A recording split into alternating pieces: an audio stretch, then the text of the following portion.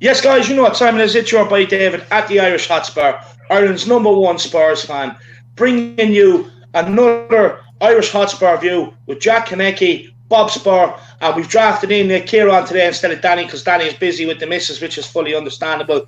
So we have the next best thing, if not better, we have Kieran. But before we get into, of course, Jack is the host today. Jack is on Super Chats. Jack is on the questions as usual. It's going to be a great show. Jack, how are you keeping, my man? I'm looking forward to another week, another show, and it's going to be hot and heavy in the beginning. We're going to be discussing ENIC. We're going to be discussing Levy, the responses from the Tottenham Hotspur Supporters Trust, from the board. We're going to start hot and heavy in the beginning, and then we're going to ease ourselves into some actual football and some actual tactics just to ease our minds a little bit in this kind of hectic week. So it's good to be back on the show. No, 100%. Look, I've already seen the questions, and I can't wait to get into them. Bob, how are you keeping, my man?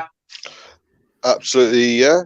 Nothing's happening much, really, is it? I like the way Jack's, sorted the program out. He's going to go hard and heavy at first, then easing it in slowly, and basically sounds like Danny's not in. Just for our minds. 100%. It does, man. That's absolutely brilliant. Big up, Bob. Kieran, how are we doing, my man? Oh, I'm good. Long week so far, but we're getting closer to the end of the week. Yeah, 100%. Look, the pain is nearly over for another season, thank God. Look, let's do a few formalities. Make sure you have smashed the like on the stream. Make sure you do smash subscribe on the channel if you're new. We're on the big push for 3K. We're already at 1,230. So that 3K is definitely on before the end of the season. We're absolutely smashing through the thousands now at this stage. And also feel free to get your super chats in on everything that's gone on this week. What do you make of the statement put out by the club? What do you make of the statement by the Tottenham Supporters Trust? Will you be there at the protest on the 15th, and many, many other things?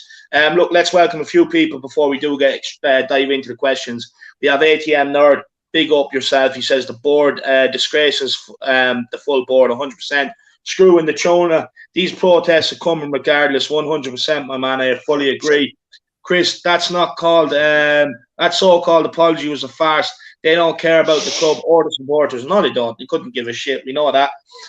Cody Matthew says, everywhere we go. Thanks again, David. It was a great honour this morning. Yeah, by the way, everybody, get over and check out Cody's first show as a host on Will Stewart THFC Rants. I had an absolute great conversation with him. An hour and a half flew by. Absolutely brilliant show. And Cody, you're a star. You've done brilliantly for your first show hosting, my man. And just keep it going. Ian Hurst is in the building. He says, Harris Army, big yourself up. Caleb Newsom, or your keeper sell. Look, that's a sell, Caleb, across the board, I think. Pedro Malamashakata, absolutely nailed that. Sell, of course. Dave Hutchinson, ENIC and Levy out. Come on, you Spurs, 100%. We have Robster in the building.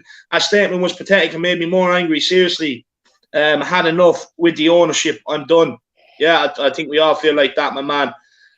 And we have Theo Shilton, new manager, new board, and new players ASAP. Chris says, big up, David. Big yourself up. ATX7 Gamers in the house. He says, let's go. Another show. Come on, you Spurs. Big yourself up. Shane O'Neill says, board is rattled. We have them in the corner. Keep digging. Oh, yeah, 100%. Big up, Shane O'Neill. Big up, Empty Council House says, David Harris for manager. Yeah, look, 100%. I'd love to manage that squad of players, especially the ones we have now, because they won't last very long, put it that way. Especially with some of their attitudes. Put it this way, you won't have to put up with the pain of moon boots being in the press every day of the week. No. Glenn MK4, he says Harris Army. Jay Charles, ENIC out, 100%, my man. We also have James Watson. Big up, James Watson. How are you keeping, my man? I hope things are good.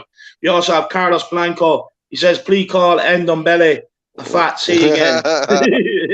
Yeah, no, look, I may have let a few words slip out this morning. I was a bit tired. Probably, it was a bit of an oversight on me. I shouldn't have went that far, but he is what he is. Endon Burgers is why he gets the nickname. Tin Man 007 protests must not stop after this weekend. It has to keep going, and we get Levy out of this club. 100%, Tin Man. That's the whole idea of the protest. We want them gone. And big up Dean Webb as well. Dean Webb is in the building. And let's see who else we have here. We have Dazzy Jazzy, 2 weeks to come up with the pathetic shit. Limey Leafs fan says, I am fired up at Saturday's protest, and I get to pick up my banner from the printers tomorrow. Big yourself up. Let me know what you have on the banner, my man. Abdullah's in the house. I don't think we are getting Europe, lads. Look, to be honest with you, I'm at the stage. I never thought I'd ever be at this stage. I couldn't care less now. Last 3 games, and do you know why? Because I see New Boots in the press again, coming out after the game, after he made all the mistakes, after he had the quotes in the press beforehand, and then he's sitting there. We're going to give it our all for the next 3 days. Like, we're all supposed to sit here and high five each other and get excited for it. Like, you know, give it the big woo. Come on, let's do this. You know what I mean? Do that against Leeds. Why? Like, stop making these ridiculous statements in the press. That guy is just such an idiot and a moron. Actions speak louder than words, today. That's it, 100%. Big up, Bob. I couldn't have put that by myself, but he's an idiot. He really is driving me mad lately. Agliea Kakaratis, she says, the Gooners beating Chelsea. God help us, they are only 1 point ahead. Yeah. With of them playing 1 game less. If they finish above us, I'm going to live under a rock. Yeah, so am I. I gave it to them hard after they went out in the Champions League final. And let's just say there's a lot of them waiting for me. They don't like me. But, you know, I love the stick. I absolutely love it. I thrive on it. But, look, without further ado, we won't waste any more time. Jack, fire the first question at us. And, look, give it to Bob, because Bob speaks so well on this. Well, I'm so glad that we're giving it to Bob, because we're starting off with a very difficult and very overbearing kind of question here. And it's actually coming from Bob himself. And he and I were discussing this morning. And so you better listen carefully, because this one is kind of hard hitting. Here it goes. Looking at previous statements from the Tottenham Hotspur Supporters Trust, it's safe to say that none have really been that hard hitting. They've rarely been mentioned are spending specific players potentially coming or going. Do you think these pending protests has probably awoken the trust and got them to issue this statement? Not so much being flavor of the month, but surely if Tottenham Hotspur had put out such a resounding statement, questions may have been raised from fans.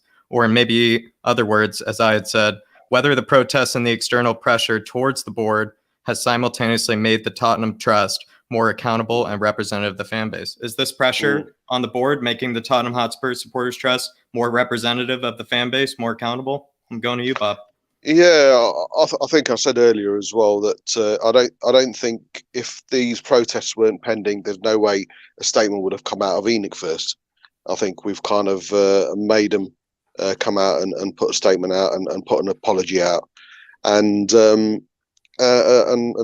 rightly so. The trust have come back with a response.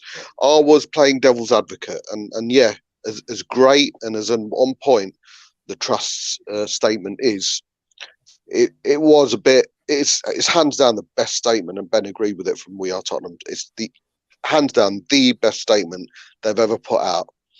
And you know, the devil's advocate in you does ask, is this also down to the fact that we've got a protest coming out? Would it have been such a resounding and such a uplifting and a "we are behind you" statement from the trust if there wasn't a protest? Because we've made ENIC to get attention, to make it get attention. You know, we've got their attention, and I'm sure the trust have as well, and they've specifically mentioned the fans as well, and in all their statements, even the the response that they gave yesterday after ENIC's apology, even then they acknowledged the fans as well. So that's at the forefront, the fact that, and rightly so, they do represent us, but they've never been as hard hitting, and there's not a single loophole in that statement that the trust has put out today. You can't nitpick, you can't look at did they say, whereas ENIC was bullshit, what the fuck, you what, what? The trust's statement was spot on, fantastic, brilliant. Yes, that's what we're saying. I was saying earlier, any of us could have written that and it would have come from the heart, and that's exactly what they've done. But the devil's advocate in me is saying, or is asking the question, and I don't believe this, but the question's out there, was it such a fantastic response because they know what pressure ENIC are under, and they couldn't afford that? Because a lukewarm response from the trust, which we were being wary of yesterday, would have got noticed within the fans who were going to the protests, and I think that would have looked a bit not good on the trust, especially when they've got something planned on the 19th as well. So there is the argument that they had no choice but to put a thorough we are backing you statement from the trust. But like I said, that's what they're there for, and they've done a fantastic job with that statement. I mean, Bob, you took that very long question with grace, and I really appreciate you for being the devil's advocate and helping me create that question. So really cheers to you. So you took it with grace. Kieran, I'll go to you. What do you think? Is the upcoming protest, the pressure that the fans are putting on ENIC and Levy, is that made maybe the Tottenham Hotspur Supporters Trust a bit more representative or accountable to the fans? I think partly it is. I think that if you look at how this has been put out, it's a statement from the club before they've actually even spoken to anyone from the Supporters Trust. Yeah. So it's kind of like a marketing thing. Like, look, we're announcing fans on the board before they've even had those discussions. And the thing is, we might not even end up with fans on the board, but they've just used it before a protest to get the general people who aren't looking into the Supporters Trust and everything like that. Oh yeah, Tottenham are doing this now.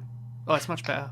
Right before a protest. And I think partially it is that, because to me it's one of those things that if your intentions are to put fans on the board in some sort of way or give fans power, why not reach out to the Supporters Trust in advance and say, look, we're looking at doing this, and kind of just at least discussing part of it first before putting out a statement, so the club could see what both sides are actually kind of willing to come to terms with, not just putting out a statement for a protest before any communications have actually been opened up between the two. Look, I don't know. I think partially it is obviously because we're all expressing how upset we are as fans, but I think it's also as well, even though I hate to say, oh, Chelsea have done this, Chelsea have done that, I think it's also because they've done it as well. So it kind of reflects on us in a way that we've kind of not adopted it. I mean, that's a very clever point. I mean, absolutely. I think it was crucial. I mean, Kieran, I just want to go back to you quickly. Do you think it was crucial that the Supporters Trust issued their response very quickly and almost urgently before this protest, so that people weren't maybe demotivated or disheartened by maybe the ENIC out, Levy out? Do you think that they did the right thing in responding so quickly to the message from the board? Yeah, I think they did. I think they needed to, because again, it's one of those things. Like, we've been waiting for a statement from the club for 2 weeks. Yeah. And now now we're sitting here a bit underwhelmed by their statement, going, "Fuck's sake, it's taken you 2 weeks and you've come out with that." If the supporters, I think a lot of people would have been held up in the air with this statement coming out from the club. It's like, right, okay, fans on the board, that seems like good news. Now we need to wait for what the Supporters Trust say, and if they took long to respond, then you would have kind of got people a bit up in the air, like, well, I don't know what's actually going on. Yep. So I think it was important they did address it so quickly, and I have read the statement, and look, I think they've kind of covered what most fans are feeling, like Bob said. So it's good that they've addressed it quickly, and it's good they've addressed it in a manner which represents a lot of fans in a way. Absolutely, 1,000% agree. Very well said. David, now coming to you, finally. What do you think? Is the Tottenham Hotspur Supporters Trust, are they a bit more accountable? Are they a bit more representative? Are they doing the right things at the moment, maybe for the first time in a while? What do you think? Yeah, look, the last bit is, like you said, the first time in a while. Look, to be honest with you, I think I don't trust it. I'm behind the Supporters Trust right now, but I don't trust them. I think it's just a pissing contest between the two, to be honest with you. That's what it seems like to me. Look, the Tottenham Hotspur Supporters Trust has had plenty of time to do this. I've had loads of time before to do this. They're only doing it now, I firmly believe, as well, is because they know the fans are just turning on them too, and they know that. Yep. So that for me, I think is partly the reason. Look, in a way, fair play to the Supporters Trust, but I still don't trust them. They've been meeting with them for too long now, and I just think it's a pissing contest now. And I hope that it kind of goes a bridge too far, that there's no turning back for the Tottenham Hotspur Supporters Trust, and they stick by everything they're saying. for me, and don't cave in and go and meet with the board or anything like that until they get what they want. But big up for them for putting on the pressure. In terms of the statement that Tottenham released, can I go through that quickly, Jack? Yeah, absolutely. Yeah, look at the very last part of the statement. It's very telling. It's all for money. They want to get the fans back in the stadium. The last part of it was we can't wait to get back into full stadiums, and we need you supporters. They're under pressure. They're under pressure for money. Yeah. It's just the time now to hit them, because they wouldn't have put that in the last part if they weren't under pressure. And again, it just shows that it's all to do with money. The timing of the statement, completely wrong. They've had 2-3 weeks to do this now. 2 weeks since I think the Super League was announced. They've had 2 weeks to put this statement out. No surprise that they've done it the Wednesday before protest to try and appease fans so that the numbers don't turn out for this protest. Because I think they're scared. I think they're scared of the numbers that are going to turn out. And I think that the statement put out yesterday was purely to try and put out the flames on the fire that's burning. And all they've done is inflamed it. That's all they've done, because fans can see through them now. Fans can see through them. So I'm just happy that no one's kind of fell for it.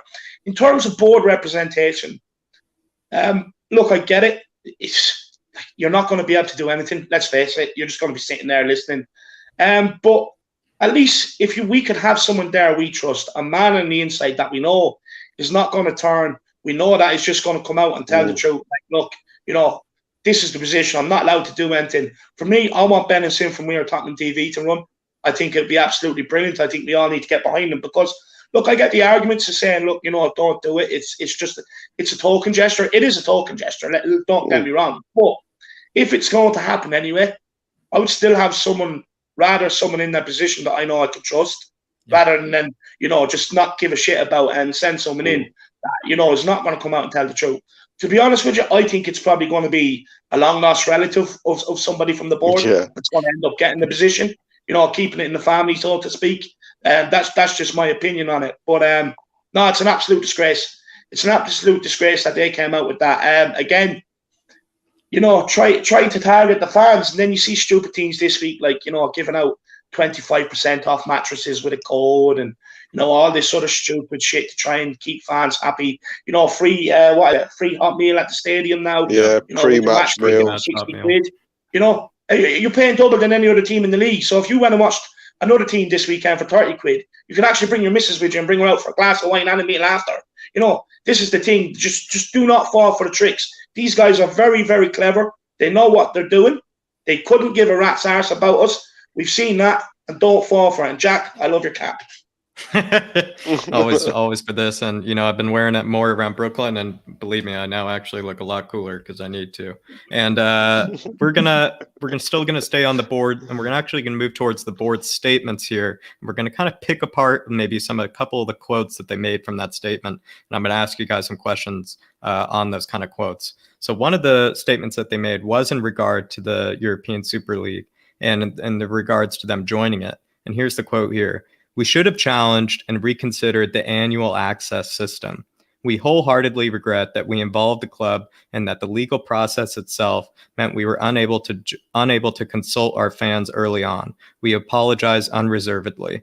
And here's my question here. Do you believe the board when they claim that they would have made challenges or claims that to the structure of the ESL? Do you really believe that they would have actually tried to challenge that annual access system, as they call it? No, bullshit. That's what I call it, was bullshit. There's no way they didn't know anything about that, Jack. And to be fair, what's happened is they've signed it. They've the intent, and they've had their meetings over months and months, probably years. Got their plan together, signed it, and they've underestimated what the response was going to be. They've underestimated what the reaction was going to be. And obviously they need to put something together to say, oh, sorry, we didn't realise it was a naughty thing to do. Of course they did. It was a load of bullshit. Yeah. What they didn't probably expect is, well, they didn't definitely expect, and just not going for Tottenham or the other 5 clubs as well. They didn't expect the backlash from the football community that came to the fore, And that's basically it. And that obviously with that, rather than saying, you know what, we didn't realise it, we're going to hurt you guys. So no, they've put some bullshit tin pot excuse together to kind of save face. But unfortunately for them, we're an intellectual lot, and we can see through the bullshit after receiving it for 20 odd years. It doesn't lie with me, mate. It's a load of crap.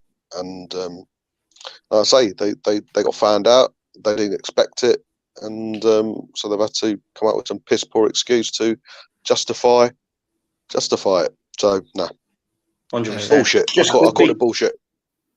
Just quickly, numbers have risen. We've over 100 people viewing now. Make sure you have smash a like on the stream, subscribe on the channel, and look, get your super chats in. Let us know what you think on everything going on this week. What you think of the Sports Trust? Do you trust them? What you think of the statement coming out of the club? Let us know what you think. But sorry, continue on there, Jacko. No, absolutely echo what David says. If you really would like us to stop in the middle of these conversations, especially at the board, especially if you have a hot take about the board, or if you just have any opinions on some of the questions that we're talking about, please feel free to send in your super chat if you're willing, if you're generous enough, just so that we can stop and focus on what you have to say and what you're asking us. So, Kieran, they kind of made a statement that the news about the European Super League came about too early. They didn't have the opportunity to challenge the closed access of the European Super League. I mean, is there any part in you that maybe believes them that they would have made challenges to that? Absolutely not. What a load of rubbish. What a load of rubbish. Go on, Kieran, you tell them. Let rip, man. Let rip. Go on, Dyer. Seriously, right. Big decisions like that isn't just a... You know, like if we wanted to come up with that today, it's not a case of I come to you and go, mate, I've just got this idea, and you go, fucking hell, let's get pen to paper. Let's do it. You know, unless they're like gone out on a night to Vegas, all six of the owners from the Premier League have gone out on a night on Vegas and got absolutely mashed up. I seriously can't see a way where they haven't sat down, talked about it, thought about it, talked to all of their representatives and the people around them about what they think. You know, like, come on, like, yeah. There's no way this was a thing. There's no way this was a thing of, do you want in or you want out? I need an answer right now. Yeah, okay, I suppose I'm in. No time to challenge it. What are you talking about? What are you talking about? Absolute waffle. Brilliant, Kieran. I mean, it's a bit of a softball question, but you knocked it out of the park. So thank you for that. I mean, it's the statement that they make, and you know, they really did seem to make the case that, you know, it all came about a little too early. It was leaked, and so they didn't have the opportunities to really, challenge, some of the aspects of it. And thank you for answering it the way you did. Really brilliant answer, David. I'll go to you. Is there any part in you that could believe that they would challenge this closed access? What do you think, David? Look, I'll tell you exactly what I think. To be honest with you, I would actually rather them have the bollocks to come out and actually own it. I'd probably respect them a bit more. If they came out and said, yeah, look, for instance, look, the game would have been taken away from us anyway. We wanted to try and bring the club forward, whatever. You know what I mean? We realised we fucked up, but it is what it is, and we're sorry. I would actually probably rather that than the absolute lies they're still perpetuating, because they're trying to save face. Look, let's be honest. You're telling me they didn't sign up, didn't know what they were getting into. Come on. Let's be real here. You know, we're one of the last clubs to come out and give our fans an apology. They couldn't give a shit about us. Do you know, in a way, I actually probably think Levy done that on purpose with the statement and everything. I'm not on. I genuinely do. I genuinely think he hates us. He probably thinks he doesn't need us, and he's probably done it just to piss us off even more. To be honest. I really wouldn't put it by the guy. That's what it seems like. But honestly, just come out and own it. Have the bollocks to come out and own it. You done the decision. You fucked up. It's something you're taught when you're a kid. You know, you don't lie. If you've done something, just admit you've done wrong, apologise and move on. You know, that was instilled to me as a kid.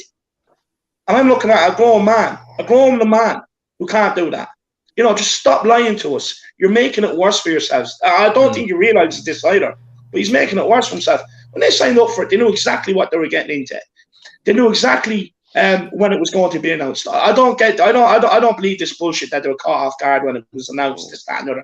They knew it was coming.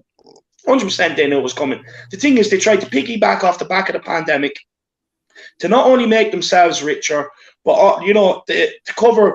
And I firmly believe some of the owners that have done this, it's not only to make themselves richer, but it's to cover losses that their businesses and everything else has made, and the losses they have made during the pandemic. They've seen an opportunity and tried to run with it. And parasites tried to take the game away from the working class man. And we can never, ever allow this to happen again. Just come out and own it. Stop lying to me, because it's just making it worse, and it's making me more and more angry by the day. It's toddler stuff that you're taught. You fuck up, you own up to it, you apologise. They can't even do that. So good riddance to them. Like it says here on the bottom, 12 p.m. outside the Spurs shop, Saturday the 15th. Make sure you are there. Of course, it's this Saturday. Please get down, I beg you. These parasites have been here long enough.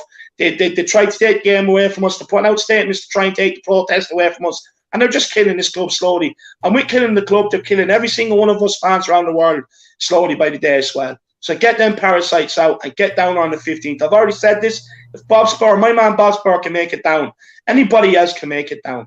And that's the thing. No excuses this time. No excuses. All of the missus wanted to go to Pennies because it's only open. Couldn't give a shit. I really couldn't give a shit. Drop her off at Pennies and come down to the protest and tell her to get a bus home. That's what I say. Make sure you're there.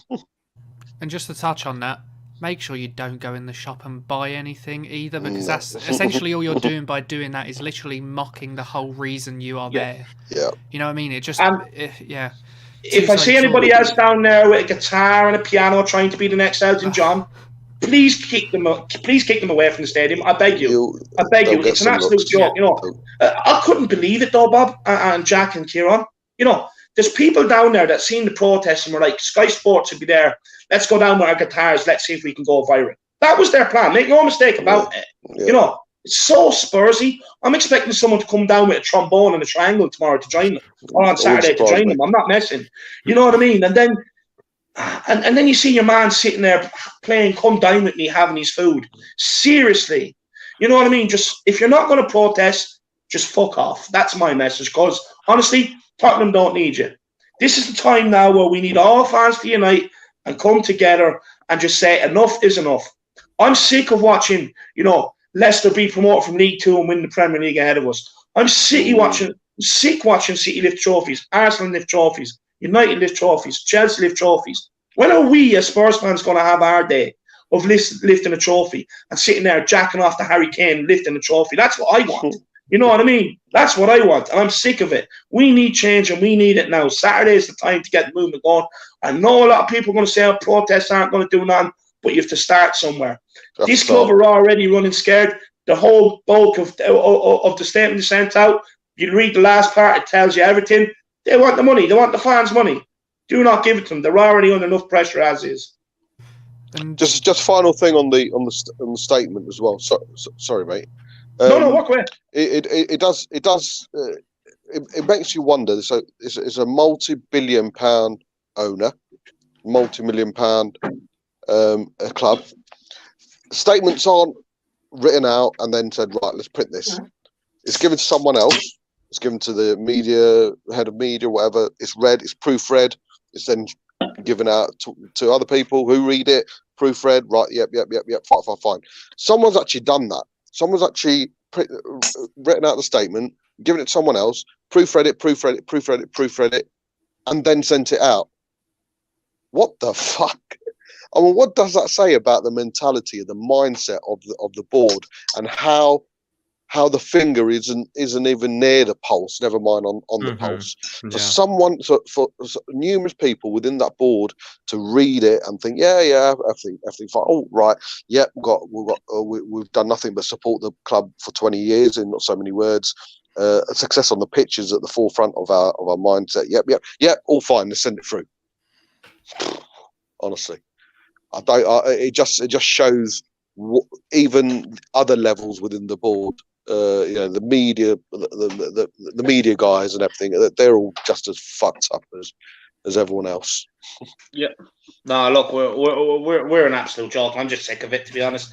Jacko, can I just touch on what obviously you and Bob were saying before the super chat quickly? So the thing is, like, if it was a case of again, they didn't, it was a quick thing. Why not be one of the first to put out a statement? Because you guys were under pressure.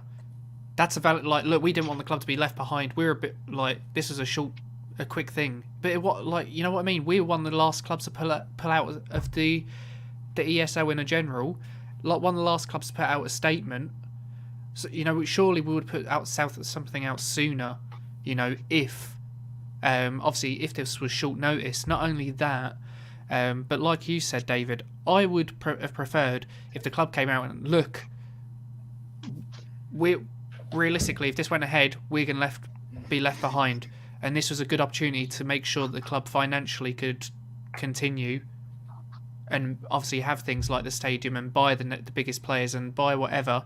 Right? If they came out and said, obviously we don't really buy that many expensive players, but if they came out and said, look, we don't want to be left behind financially, so we took this on board, I would have gone, well, yeah, okay, at least you're being fucking honest about it. When you come out and going, oh, it's a short-term situation, I'm thinking, we all know it wasn't.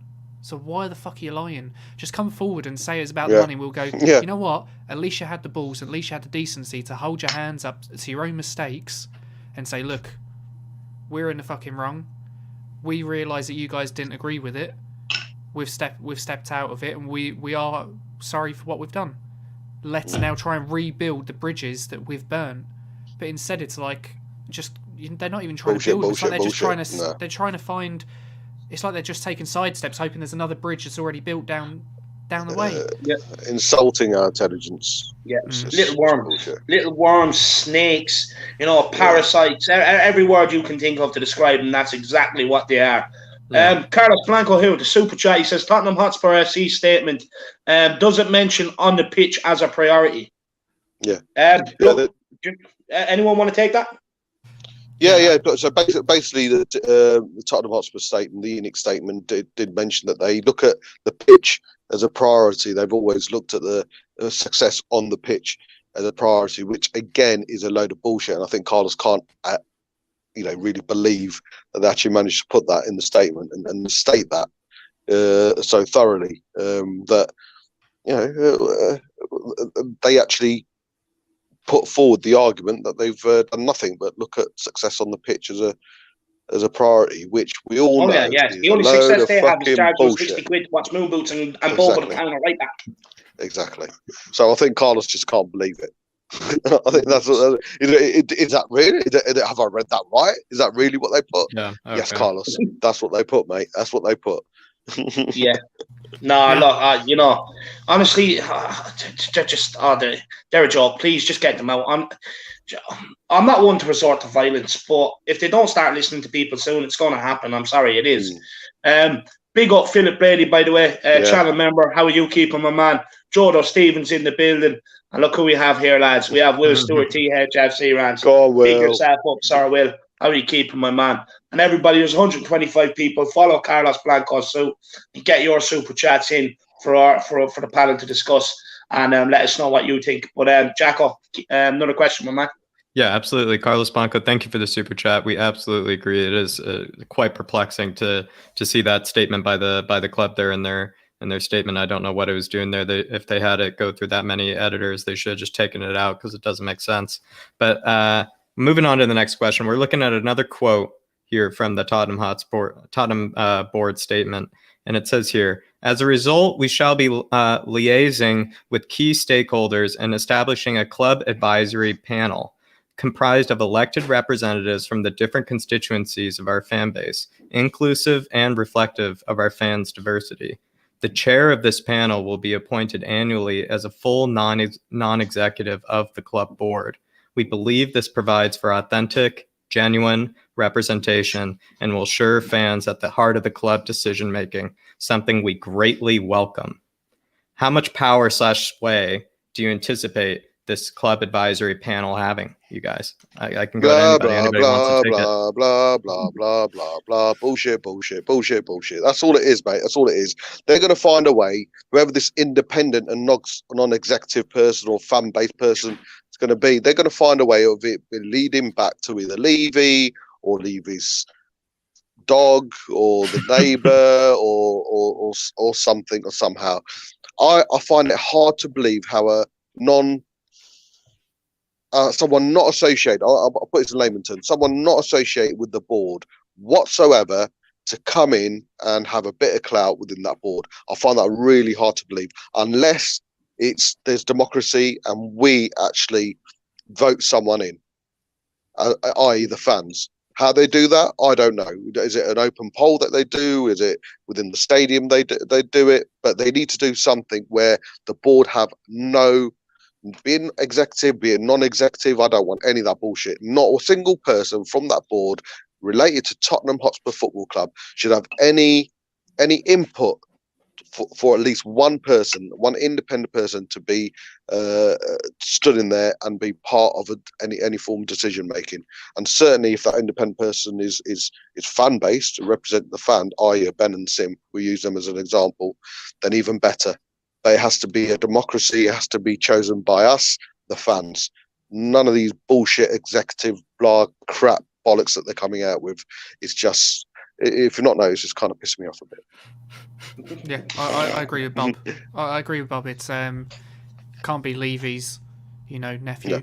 Can't be anyone second cousin. Yeah, can't be anyone's second cousin from wherever. It's got to be fan representation. Someone that the fans can confide in and actually put their thoughts forward to. But not only that, like obviously most people won't know, but say like I follow people online. It's kind of like game developers, and what they'll do is every month they'll post a statement of exactly what has gone on in that month that's been discussed. We need something, whoever is that representative on that board, whoever it is, there needs to be a communication with the fans from that group of people or that person as well, going exactly. Not if it's like, look, obviously there's some decisions that the fans won't be able to decide, like transfers. That's unrealistic. We're not going to be able to say, we want you to sign Haaland, you have to go and do it. That's unrealistic. But if there's anything that does actually have the fans on the board involved, then there needs to be someone that we have in place that will then put that message out to the fans that follow, that we can actually read and see what's happening within the club. It's not just a thing where the ESL pops up again and it's, we consult these 10 people. But Kieran, these 10 people are going to be diverse and from all sectors of life and from all opinions, and I don't know where they're going to find people. But Kieran, you're right. You're right as well. Kieran's right as well. We're not being unrealistic. I think the board do take us to be some dumb fucks who don't know what the fuck we're on about. We're like just standing there going, "Come and use Spurs," and that's it. There's no intelligence in there whatsoever. We're realists. We know we're not going to have a say in fucking transfers or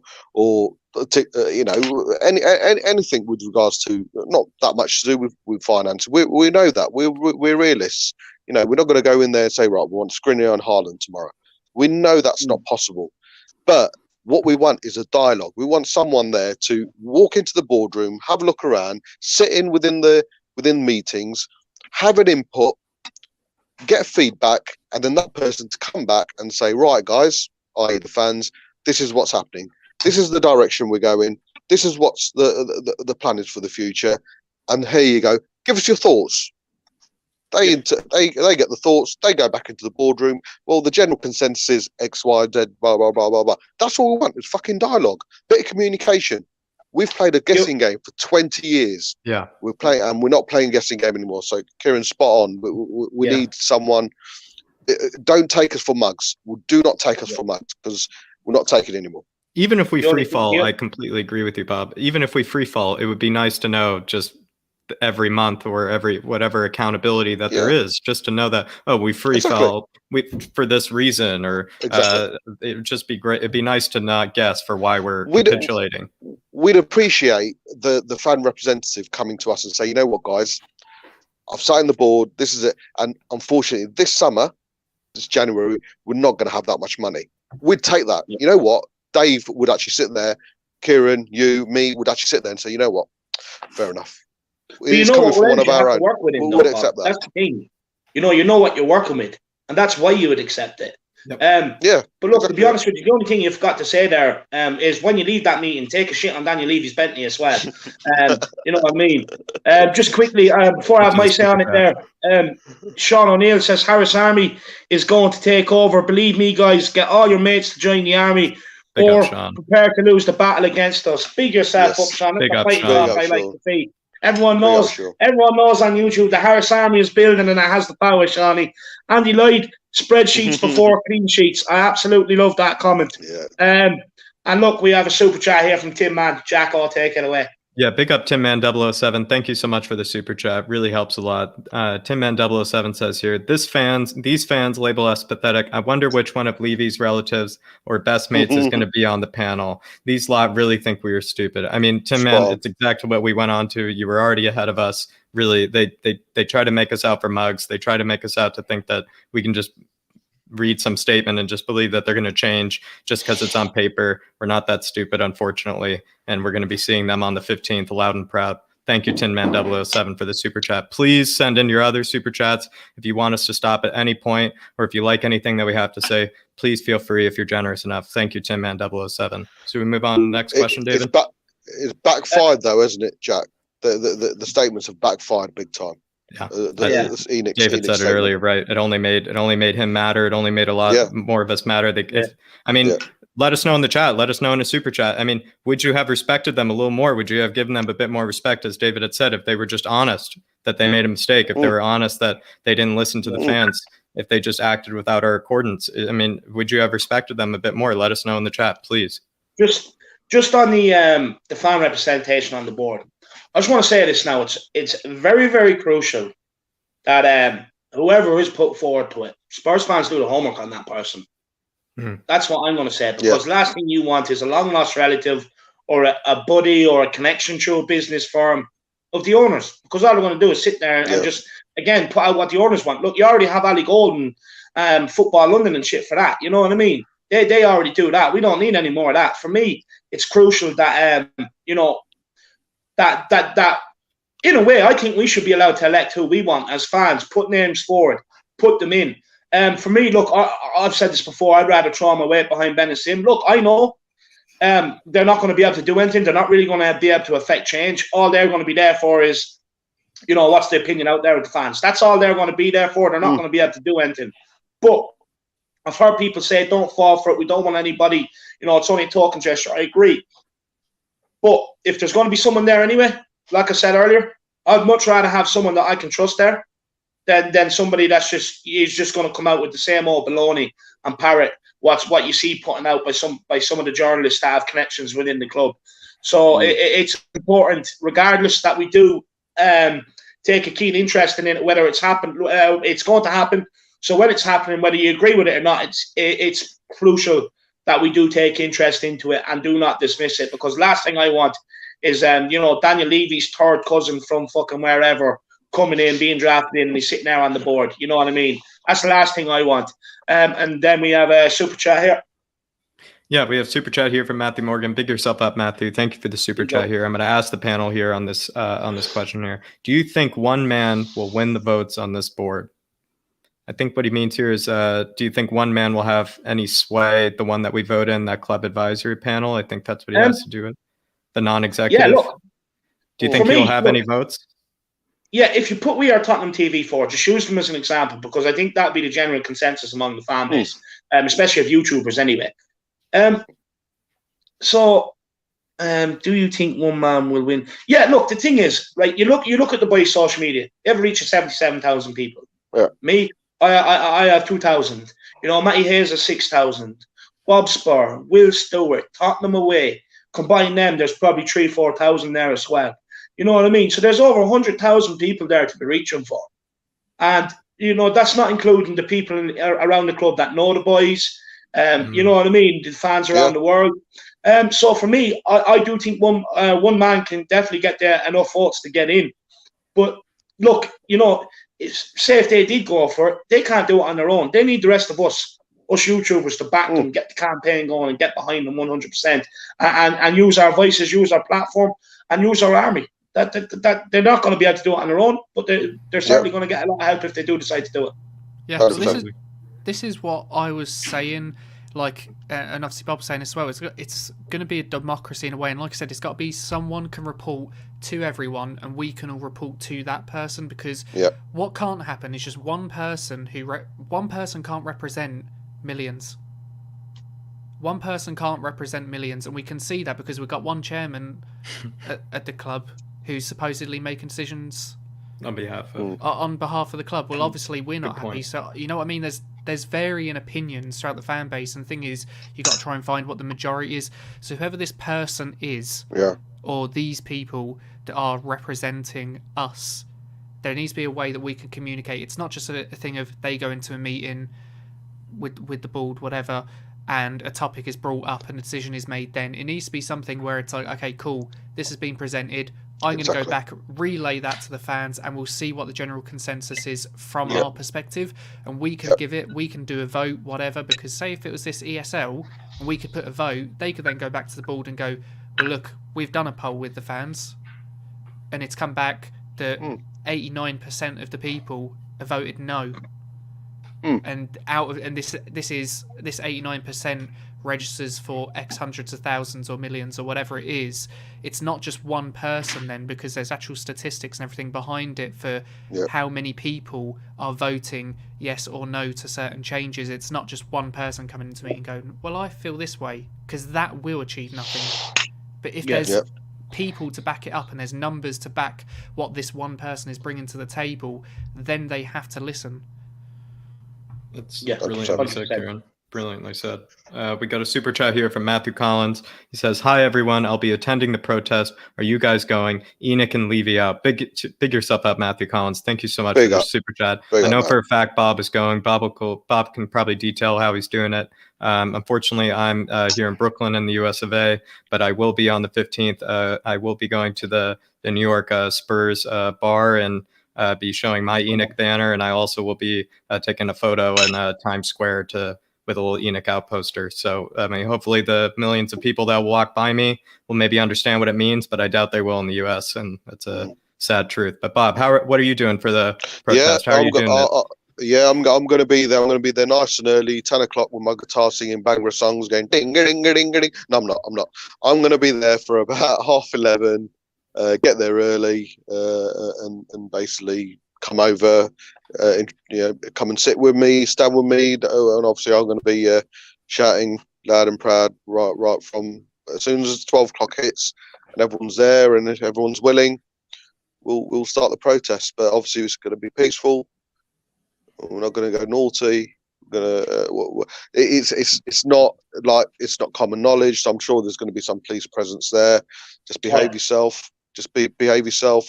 Make your protests. Make it loud and proud. Make sure they hear.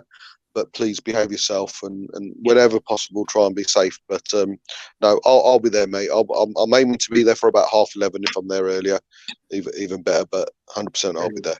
Thank you so much for the super chat, Matthew Collins, and thank you so much for going to the protest. I'll see you there, Matt. I'll see you there, Matt. Seeing you there. Thank you so much, Matthew. Unfortunately, man, I can't be there. I'd love to meet you, my man, but I won't be there because of where I live. You know, I don't have the money again to be paying for another COVID test before I go, another one before I come back. It's 140 quid each way. Then you're talking flights and everything else. I just don't have it this time round, Matthew. But believe me, look, the next opportunity I get, I will be over there and I'll make up for it. Believe me. But big yourself up, Matthew. We need more people like you down there.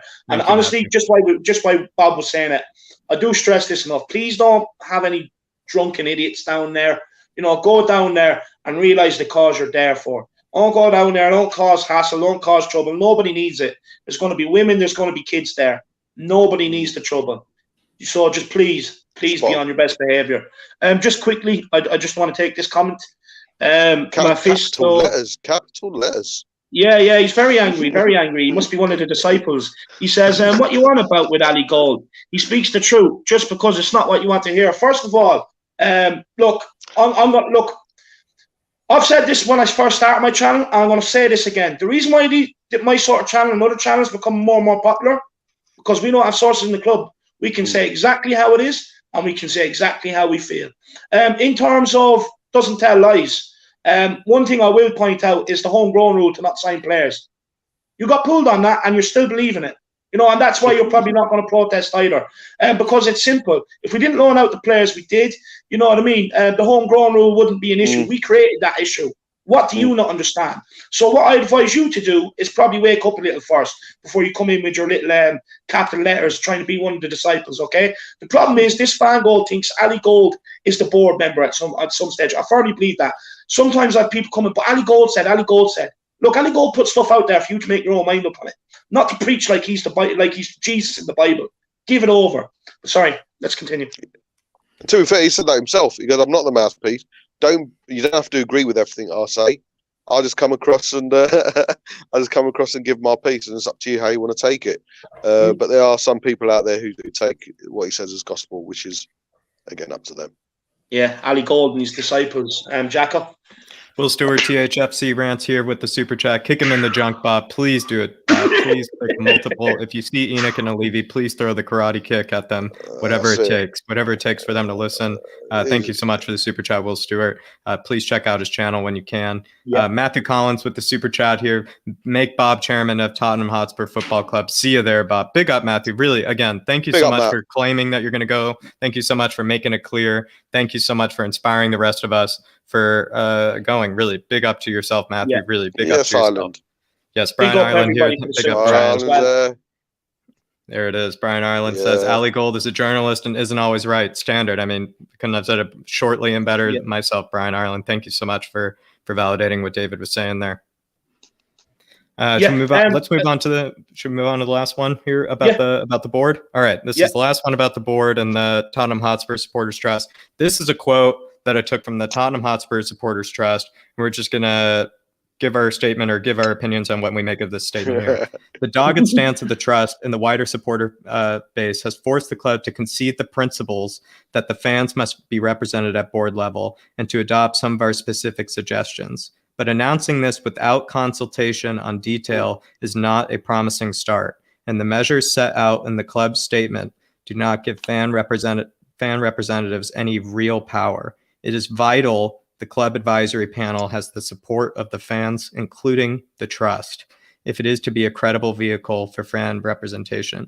And here's what my question here is. Is it disingenuous of the club to put out their statement in the middle of the mediation with the Supporters Trust? Do the Supporters Trust statements completely debunk the supposed sincerity of the board statements? What do you feel like? Do you feel like the quick response of the Supporters Trust, has this made it so that any sincerity behind what the board had claimed pretty much completely debunks it for you? What do you think, Bob?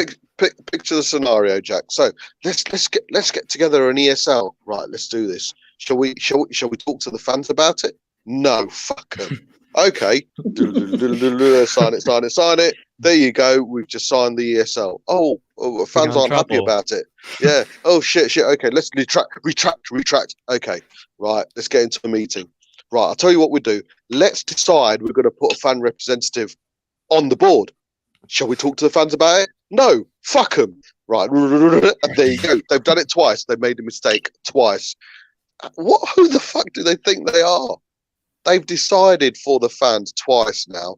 In their mind, I'm sure in their loopy mind, they might think, you know what? We'll do them a favour. We'll do them a favour by allowing one of the fans. No. How about fucking taking it over? Oh, by the way, if one of their other so-called mediation requirements was come on the board, let's have a meeting. Oh, by the way, all this thing about Enoch out, we say you're not allowed to discuss it. Come to the meeting, but don't you dare fucking mention Enoch out. What a load of crap. What a load of bullshit. So again, I refer to my previous answer, blah, blah, blah, bullshit, twat. Bob, you knocked it out of the park, so I don't even think I could even serve it up to Kieran, knowing that what he could do to that question. So Kieran, I'm just going to say to you, I mean, is the statement that the board made and the timing that they made it, consider the timing here. Do you think they made it to maybe in some way take a bit of the motivation, a bit of the heart, the protest coming up this weekend? Do you think it was tactically done in the time that they did it? Yeah, 100%. You know, why not put this out when Chelsea did it last week or the beginning of this week? Why not do it right after the whole ESL stuff when people were saying, yeah, we need to get fans on the board? Why not do it then?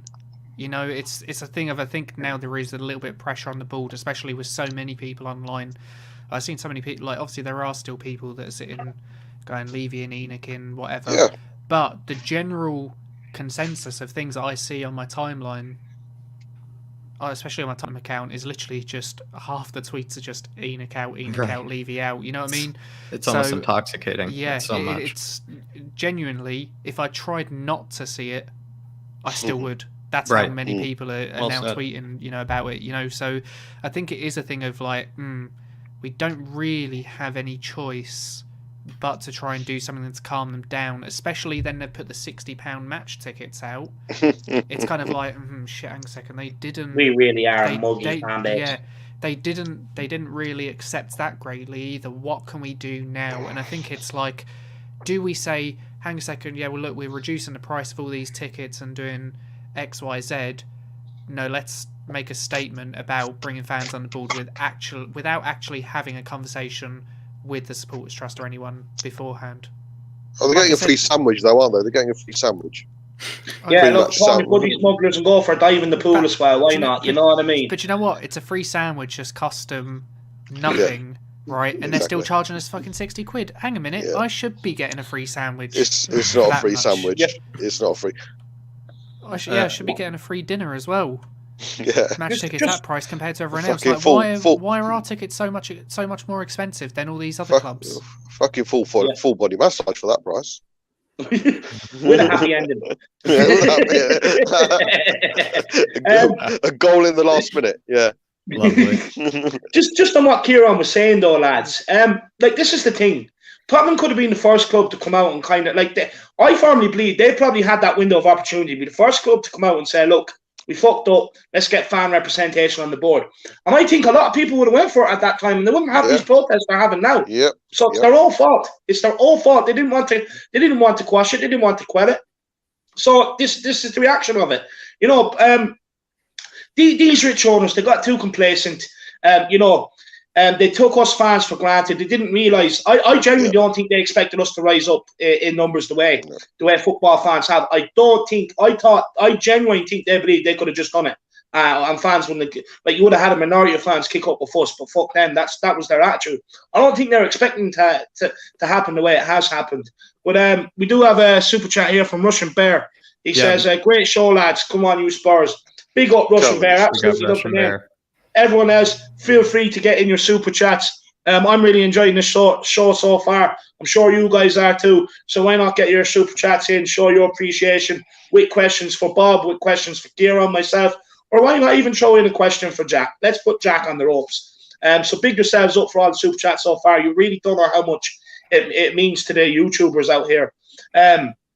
Because look, actually, another thing I want to address. You see some people saying, "Oh, we're not fans. We're only in it for the money." What they don't realise is I sat here for probably 6 hours a day doing my channels and everyone else's channel without taking a single penny off it, without taking a single penny, building, putting out content, putting out news, and bringing on other people, giving them a voice, this, that, and the other. And so I just want to say to some of them people out there that have that opinion, jog on. At the end of the day, this is my dream to be able to do something like this. My dream was either play for Tottenham or work in Tottenham, and if not, do something evolving from Tottenham. So I'm living my dream right now. You know what I mean? And you guys with the super chats can really help take that to the next level. But yeah, big up. And just quickly, Shane O'Neill says, I'm at the stage where I don't trust anybody with sources inside the club. And I feel the same, my man. I feel the same. Spot on. Interesting, yeah. Just to touch on, that is a good point. I think, look, whenever someone has half their foot in the door somewhere, whatever they say, you can listen to what they say, but you have to take it with a pinch of salt, because it's kind of a thing of, is there an influence? And until you know that for a fact there is zero, then you can't take what they say fully. You need to take it with a pinch of salt and say, well, they've said this, but is that true? But just touch on the match tickets quickly again. I felt that with the ESL stuff, everyone was really pissed off. They knew that there was going to be another protest coming up to this match, and then they charged £60 for tickets when everyone else is charging half the price. There's some clubs that have given their fans free tickets. I'm not saying that we should have given free tickets. I can understand that we may have lost a bit of money during the pandemic, and the club will say that they've lost money during the pandemic as well. But surely if the club has lost money, they'll understand that other people, the fans, don't have as much money. Right, and surely this would have been a good opportunity for them to go, look, it's been tough for us. Yeah. So we need to charge money. But we understand you guys have been in a bit of a shitty position as well. So we're going to lower the prices down to XYZ. But yeah, look, there you go. Look, Burnley offering tickets, like free tickets. There's someone else who's offering free tickets, I think, as well, not just Burnley. But you know what I mean? Like, for me, if they want to charge, they can charge. But 60 quid compared to like everyone else, you know, it's a bit of a piss take. Like, it really is. Like, if they said £30, the rest of the other clubs, you'd be going, oh, like, but it's £30, right? You probably wouldn't have had too many issues with them charging £30. Yeah. You know, but it's the fact that it's double what some of these other clubs are charging. There's other clubs, you know, we're potentially fighting for Europa League, Conference League. We might be overtaken by Arsenal, who at the beginning of the season, we're going, look at Arsenal, they're in a relegation battle. The fact they've even flirted with coming close to us is scary. Yeah. So scary. 1 point. In a way, hear me out on this. If Arsenal do finish above us, probably they'll probably get complacent again and they'll just focus on us again and take their eyes off the summer and everything else. So it'll probably work out in our benefit in the long run. Well, that's what I'm hoping. Although I never do want Arsenal to ever finish above us. I want them relegated, burned, died, crashed, down to Championship, down through League One, League Two, down to the Conference, and then out of football altogether. I hate them. Jack, we have a question here from you from Shelfside Spurs. He says, Jack, any idea who Jeff Bezos supports in the Premier League traditionally? I know that Jeff Bezos has Jewish heritage, so there's a strong chance that he could be a Tottenham fan. And I've heard rumors before that he is somewhat has a liking to Tottenham. Funny story, small world. My high school chemistry teacher is married to Jeff Bezos's ex-wife, who is the richest woman in the world. And is she good looking, lad? She's the most philanthropic woman in the world. And yeah, I think my chemistry teacher chose right. I think he chose right. And so, in a way, someone wrote earlier, do I have Jeff Bezos' number? In a way, I think I could get his number. Get it. Yeah. I have a better chance of getting it than other people. I've already tried getting McGregor at on Twitter. I seen he's looking to buy a club, so I've already tried at McGregor to try and get him to put in a bid for Spurs, but it hasn't come to fruition. But look, maybe you have to go over, treat his ex-missus a bit nice, give her one, get the number, and then ring Bezos, lad. Yeah, I'll bring up the chemistry teacher and have him do some work for me. Bezos and Adele together. And why not throw Wiley and AJ Tracy in the mix? AJ Tracy as well. Wiley, Skepta, AJ Tracy, That's J1. Get them all there. Get them all in there. We got a super chat here from Will Stewart, THFC Rants. Big yourself up, Will Stewart. Please go over to his channel. He's there for the late nights. He's there for the early mornings. He's there for the midday. You'll love his channel. You'll love his rants. He gives you the voice that you want. Yeah. David, squash that noise. You're getting money from your fans, not taken from Spurs fans. So if you were a gooner, I'd kick you in the junk. I mean, he's absolutely right. I mean, I'll say it again. You're getting money from your fans, not taking from Spurs fans. I mean, David's not charging you £60 to watch his streams. David is doing. He's just telling you what he wants and giving his opinion, and he's doing it in the best way he can. And you can watch it for free, or you can give his super chats if you want. David is the honest saint of this football club that the football club needs, and he's absolutely right. I mean, he's given the voice to fans, so to speak. Can I just? I really do appreciate that, and big up Will Stewart. And may I say, not only should you subscribe because it's a great channel, the guy's an absolute gentleman. Honestly, the amount of time the guy takes out to advise me on equipment, sound, chat to me, advise me, he's an absolute gentleman. So for that alone, get over and subscribe to Will Stewart THFC Rants. We have 185 people watching. We definitely, there's a few that hasn't subbed to him. But we've a big up, Will. I really do appreciate everything you do for me, my man. Jack?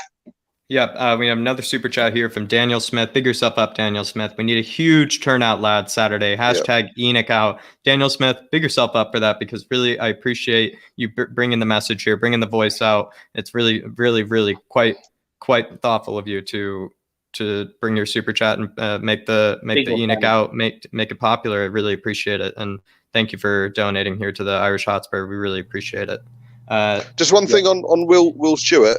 There seems to be a lot of kicking in the trunk going on this evening. So I don't know if it's got some. Don't know if there's something going on there. Will, you're not telling us about, but your infatuation about kicking things in the trunk, mate, seem to be. Can I just touch on that as well? Right. Yeah. The thing is, right, the difference. People can say, oh, they're only doing it for the money, whatever. Right. The thing with Tottenham is there is a paywall with the club to enjoy what we want to go enjoy. Season tickets in general, buying Watching. a Sky Sports membership, watching, whatever. With this, Sorry, big up, Joe. That's legendary, man. In installments. oh god. Oh, that's absolutely brilliant. I love it. Big up, platform feature. And the answer to Johnny Gitt's question quickly: can I get Harry Kane to stay? Of course I can, man. I'm just going to get him at his barber. I'm going to get the same. He's matching with Harry Kane, number 10 on the back. I'll get him to stay. Don't worry about that. But sorry, Kieran, just following up. Oh, Kieran, I'll let you finish. Yeah. I just want to add something on, mate. There's a paywall behind all of that. With David and other channels, you are not told, if you want to watch this, you have to subscribe and buy a membership and do all this. It's if you want to join. If you want to super chat, get him in. Right. Thank you, Karen. If you want to sit there and you just go, look, I don't have the money. I'm not financially in a situation where I can put money forward for super chats or memberships or whatever. You can just literally subscribe, which costs you nothing, and watch, like the stream, which costs you nothing.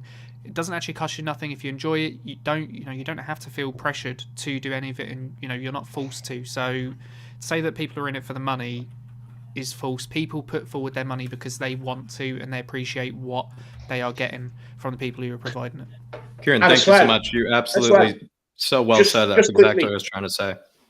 Yeah, and just quickly ask anybody who was in the tent there, for the cup final, and ask them, am I in it for the love of the club? Or did I do my YouTube for money? I'm pretty sure you'll only get one answer. They see me jumping around like a lunatic, getting in with the chanting and everything else, But anyway, yeah, look, that's enough of that shite. In essence, look, fuck the haters. A sign of haters, it means you're getting big. So look, in a way, embrace them. But yeah. We got another one here from Matthew Morgan. Matthew Morgan with the super chat here. Big yourself up, Matthew. Disrupt the game to be taken seriously, please. I mean, in a way, stop the game from going ahead. I wouldn't be against it if we created a Man United Liverpool situation. It really grabs the owner's attentions. It's one of the ways to hurt the pocket, even though they don't make as much money from those games. And in a way, the game doesn't go on air. They lose money that way. In a way, it makes them listen. And don't listen to the media if we were to do that, if that goes through, don't listen to the media and say it's a disgrace, against football. They're only saying that because it hurts their pockets. So really big yourself up, Matthew. Really big yourself up. Just quickly, actually, Bob, I actually beg you just to not let the team buses in, because you'd be saving me 3-4 hours on a watch long watching Moonboots and Bob the Clown being spit roasted by one of the Aston Villa players. So you'd probably be doing me an absolute favour. So if you could, actually, if everybody who's down there, if you could just unite, start chanting the Irish Hotspur. That's the call to go and block the gates. Go and block the gates and save me 3-4 hours. I beg you, please, because it's becoming painful. Yeah. Sorry, Bob. What? I was going to say, with regards to, I suggested that a couple of weeks ago, and I was accused of being a bit too militant with regards to cut. And to be fair, me and the other person did have an open, frank debate, and I think David, you were part of that as well. Everyone's entitled to their own opinion, but if we really want to hurt Levy where it really hurts, that's in the pockets, and to stop a game from going ahead and stopping the TV revenue coming through, they'll take notice. Yeah. Oh yeah. Absolutely. Oh yeah, 100%. But look, we'll kick on with more questions, Jackal.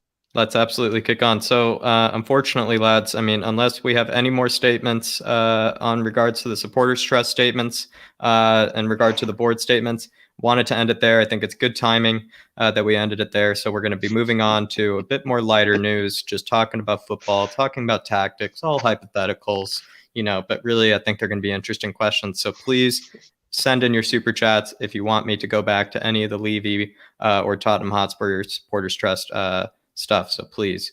So right now we're going to be moving into the football tactics. So here we go.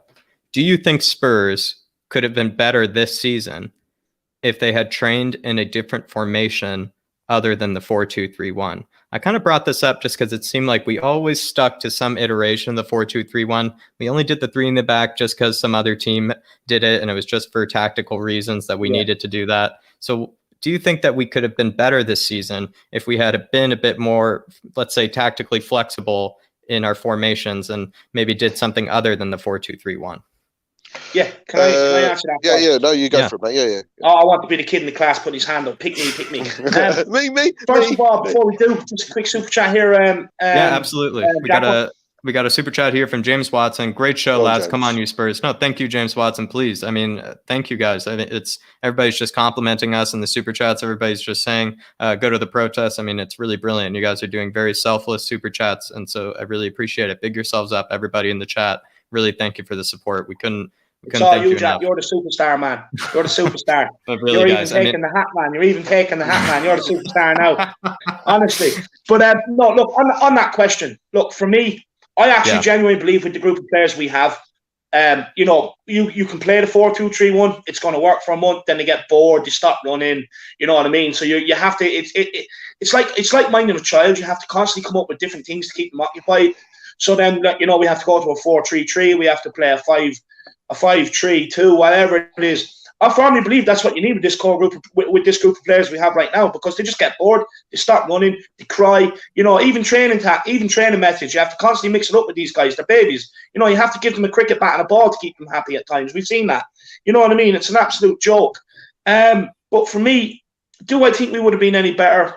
Personally not. To be honest with you, it's the personnel is the problem.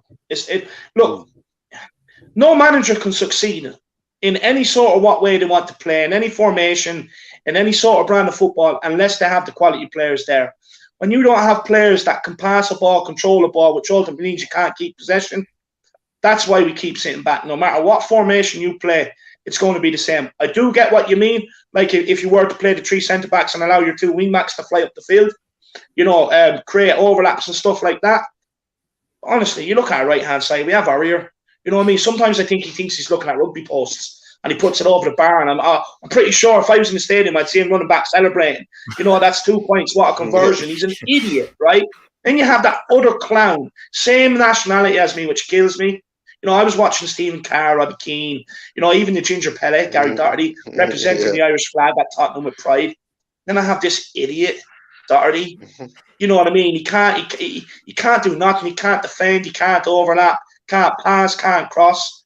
You know, it's just painful. Then you look at the other side. Okay, it suit Reguilón down to the ground because it means he could kind of abandon his defensive duties a little bit, which means he can just constantly fly up. Because I actually think he has a good delivery on him. I really do think Reguilón. We've seen it a few times this season. He can get balls into the box. And what I have noticed is he likes to get in the box when the ball's on the right hand side. He's a sneaky little fucker. He likes to get in around the back and get on the end of things. I've seen that a lot recently. But look, you know, then when he's out injured and you have to use likes of Ben Davies, come on, Mr. Anonymous. You know what I mean? That guy gets a nosebleed every time he goes by the halfway line. He shirks responsibility the whole time. And then it's like, oh, they have the ball down Ben Davies' side. Let's see where Ben Davies is. Honestly, I'd find Wally quicker in a book than what I'd find Ben Davies. Sometimes you see him peeping up from behind the centre-back. And, you know, it's like, oh, here I am. Now I'm going to jog out to him, see if I can close him down. He's an absolute clown. So unless you get better fullbacks on the right-hand side and a better backup for Reguilón, I don't think it'll ever work, because with that formation, you do rely heavily on your wing-backs to create space and to create opportunities and everything else like that. That's just my opinion on it. And before we do get the other lads' opinions on it. Super chats in here. Matthew Collins with yet again another super chat. Big yourself up, Matthew Collins. He's the one going to the protest, making his voice heard. So please, Matthew Collins, give yourself a pat on the back for your generosity and for going to the protest. Matthew Collins here. Our players couldn't keep possession at home. But it's we couldn't keep possession really in any game. I think I just looked it up recently. We actually rank only above Fulham, and I think that was like a little bit below middle of the table in average possession the whole season. So it's only Fulham and basically the rest of the bottom half teams that have, but I think other than Brighton, who are like third in possession this season. So we don't know how to keep the ball. And then here's the other super chat here from Stefan Blois. Hopefully I pronounced that in beautiful Oh, French I would have went pronunciation. for Blanc as well, lad. I would have went for that as well. So, Stefan, let me know. But fitness is a huge factor in our downfall this year. Stefan is absolutely right. I mean, the question has to do with formation, but I think the fitness is actually more of a factor because at the end of the day, it really was the fitness. I don't think Jose at all was working them. I don't think he really even cared about the fitness of the team. And I think that actually became our downfall in plenty of situations and probably in some of our bigger games too. I just want to add that question you just asked me, Jack. The reason why it's a brilliant question, and I just want to put a bit of context behind it, is because when you look at Son and Harry Kane's heat map this year, they're not in the box an awful lot. So I think the reason why you probably gave us that question is to free up Son and Kane to get in more dangerous positions. So it's a great question, but sorry, I cut Kieran off. No. I was just going to the question. I think look, I think whenever you have some of these conversations without like any proof of us playing other formations, we can't necessarily always say yes or no. Like it's always going to be theory. Right. It's hypothetical. Could we have played a 5-3-2 with 3 centre backs at the back and the wing backs just having a bit more freedom? We could have, but if you look at the mistakes we've made at the back this season, Dyer, Sanchez, those two would have been filtered into our back three. Yeah. So they would have been playing every game. So you kind of got to consider that like a little bit that way as well. We did play a 5-3-2, I think. I can't remember who we played against, but we did play a 5-3-2 one time this season. We also played a 4-4-2, I believe, against Villa. Mm-hmm. I think we played a 4-4-2 against Villa, and we did pretty well. Look, I think the only things we could take is maybe the times we have played in a different formation and use that to say yes or no. But personally, I would have hated to see Dyer and Sanchez see more of their centre backs. Yeah, I wouldn't have liked to see that, to be honest. So, yeah. Yeah, I think that's a good take, Kieran, especially with regards to it is at the end of the day very hypothetical. But as David had pointed out, I did think that given Kane and Son's output, I really did think that we picked a formation that kind of, in a sense, took away from their strengths and didn't focus enough on them. And even though all of our output still came from them this season, we could have made it even more dangerous, and we could have put Son up top with Kane. We could have done something, I think, a lot more progressive than what we went with this season. But Kieran, I absolutely agree with you. Bob, I mean, I'll go to you here. I mean, would we have been better with a 5 in the back, 3 in the back, something other than the 4-2-3-1? I mean, do you think we could? Yeah. Do you think it could have been the difference of Champions League? I mean, what do you think? The thing is, we'll never know. Right. And we maybe need a different manager. I mean, that's it. Everyone knows what my qualms are against Jose. My bigger thing about Jose was he wasn't the right man for the board. He was never going to get backed for a guy who's bankrolled at every club he's gone to. He wasn't going to get that at Tottenham. Having said that, he did have his issues as well, which I've made pretty evident. There wasn't a change of identity. There wasn't even an identity in place. He didn't have a strong first 11. We never could name our first 11, and like I say, there was no vision with regards to where we were aiming at. With regards to the back three, the West Ham game was very prominent in Jose's tenure, and I remember it sticks out like a sore thumb. We were 3-1 up against West Ham, and Sanchez was brought on, and we went 3 at the back. And in the last 11 minutes or 10 minutes, whatever it was, the amount of times West Ham got behind our back line after we went to the back 3/5, I couldn't believe it. We had more defenders, and we had Soko and Højbjerg there as well. Yet West Ham kept on going, and we looked more fragile. From what I remember, we looked more fragile playing in the back 5 or back 3 than what we did as a 4-3-2, 1-4-2, or whatever you want to say it. But the end of it is we'll never know, because Jose unfortunately never believed in the players enough. And let's not big up Hendrik. Let's be honest, the players are shit. Regardless, even if it changed it maybe wouldn't have made a difference because of the quality of the players. But a good manager just does change things. Conte, when he went to Chelsea, they were losing games at the beginning of the season. He changed 3 at the back, and they won the league in the end because he changed it. And their players, Luis, in the centre of defence, or the central defence. Asker, where I call him, he was playing in centre defence. So they did change it around.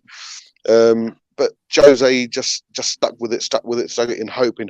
For me, he maybe there's a bit more quality. I expected a bit more quality from Jose to give it a change and see how it goes and make players better. Tuchel went into a Chelsea side where they conceded 50 goals prior to him. They were looked upon as a shit team before Tuchel went in, and after went in there straight away. They'd kind of conceded a goal in the first 15 games or so because he changed the structure, he changed the system a bit. And I really wish Jose had a bit more confidence in the players who were, let's be honest, average. I just wish he probably had a bit more oomph about him to change the system a bit, and like you say, not necessarily 5 at the back, but certainly change a system round because. Finally, it doesn't need to be the formation, it's just the style. No, exactly. The style system. One aspect of play that really will stick out in the memory in this season, not a goal. It's Aurier out to Lo Celso out to Kane, taking the ball and releasing Son on a counter-attack for him to score that goal against Arsenal. That play is so vivid in my memory, and it'll always stick out because that was counter-attacking this season by my club at its best. That move, Aurier, Lo Celso, Kane, Sonny off, see you later, and we never saw that move again. Never saw it again.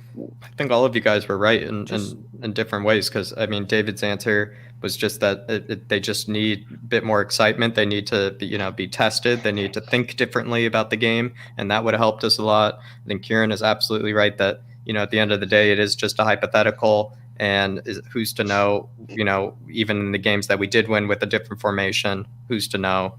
But with Bob, it's all about style, and with the style that Jose had, we were always gonna fall in the way that we did. And maybe it really isn't the formation, it's just the style or the manager. Just to add on that as well, like Bob said, we changed to 3 at the back against West Ham.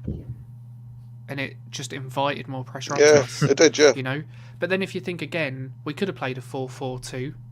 But the thing is, you've also got to think that we're now sitting here going, well, our central midfielders aren't good enough. And at the moment, we have 3 people in there.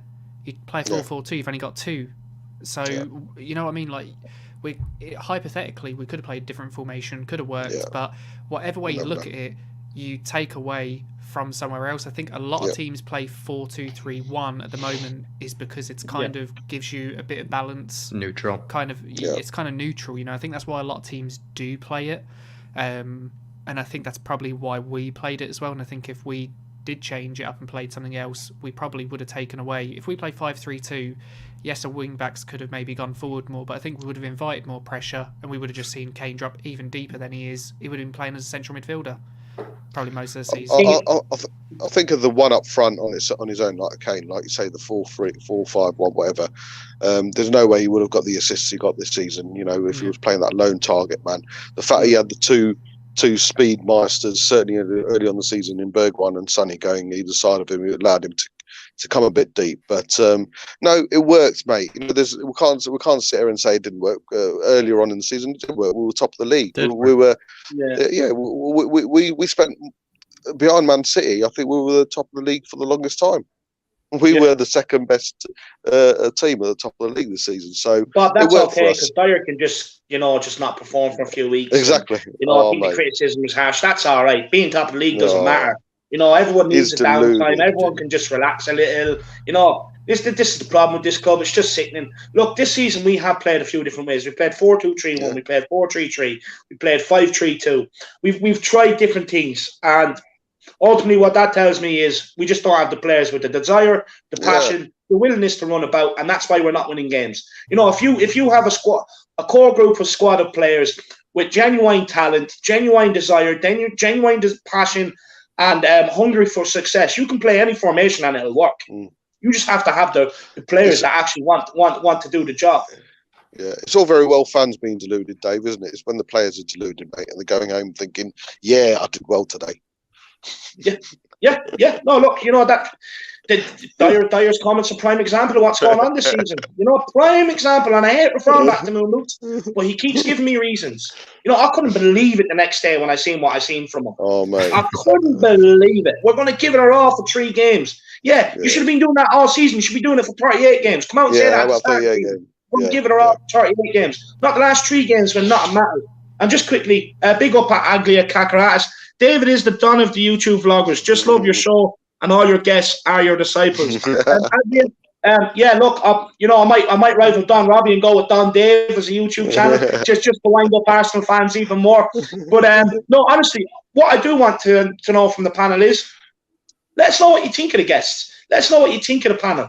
You know what I mean? I think they're great, but I love the comments that come in about me. But I'm not the only one that creates these shows. If I didn't have Jack, bobspur, and Kieran here with me today, this wouldn't be happening, because I'm not good on my own. I'm better with people. So, get in your thoughts and your praise for these boys too. And don't forget your super chats. Throw in an out sneaky super chat. Why not? Yeah, David's exactly right. Throw in a sneaky super chat for us. And also, if you catch the question, give us your answer in a super chat form to some of these questions, especially this one. This one I think would be nice and easy to fit into a little super chat. It's a coaching or kind of tactics question. I'm not a coach. I'm not, I never went too far in the game. So I'd appreciate anybody that knows anything in the chat to try to answer this for me. So here it is. Is it important to have at least one left-footed center half in the squad? Are quality left-footed center halves too rare? And that's the question right there. Is it important to have at least one left-footed center half in your squad? I'll tell you what. Sorry, go on. No, go on, Bob. I took last. No, mate. No. You go. I'll go if you none of you.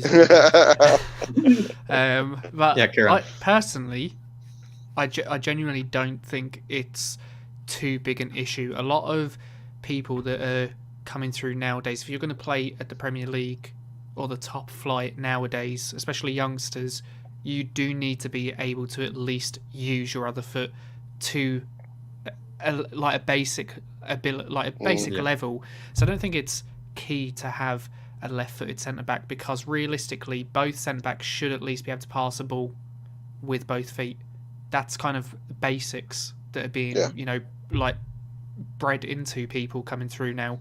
So I don't think it's too much of an issue, but I think sometimes it can help that someone's, obviously, if someone's coming from the left, generally you're trying to force them out, not inwards. So sometimes having someone that's predominantly left-footed forcing someone out on the left, it does help. But I think that only helps when your defenders in the middle aren't actually good enough as centre-backs. If you've got a very strong right-footed centre-back, he might be playing in the left of the pair, but he'll probably do a good job and you probably won't notice. I think it's only like when you've got someone like Dory's a bit slow to turn. He's not the greatest on the ball. He's not great on the ball. I don't know what I'm saying about not the greatest. He's not great on the ball. And he's just got a terrible judgment. So I think when you see someone like him playing on left, you're like, Jesus Christ, what am I watching?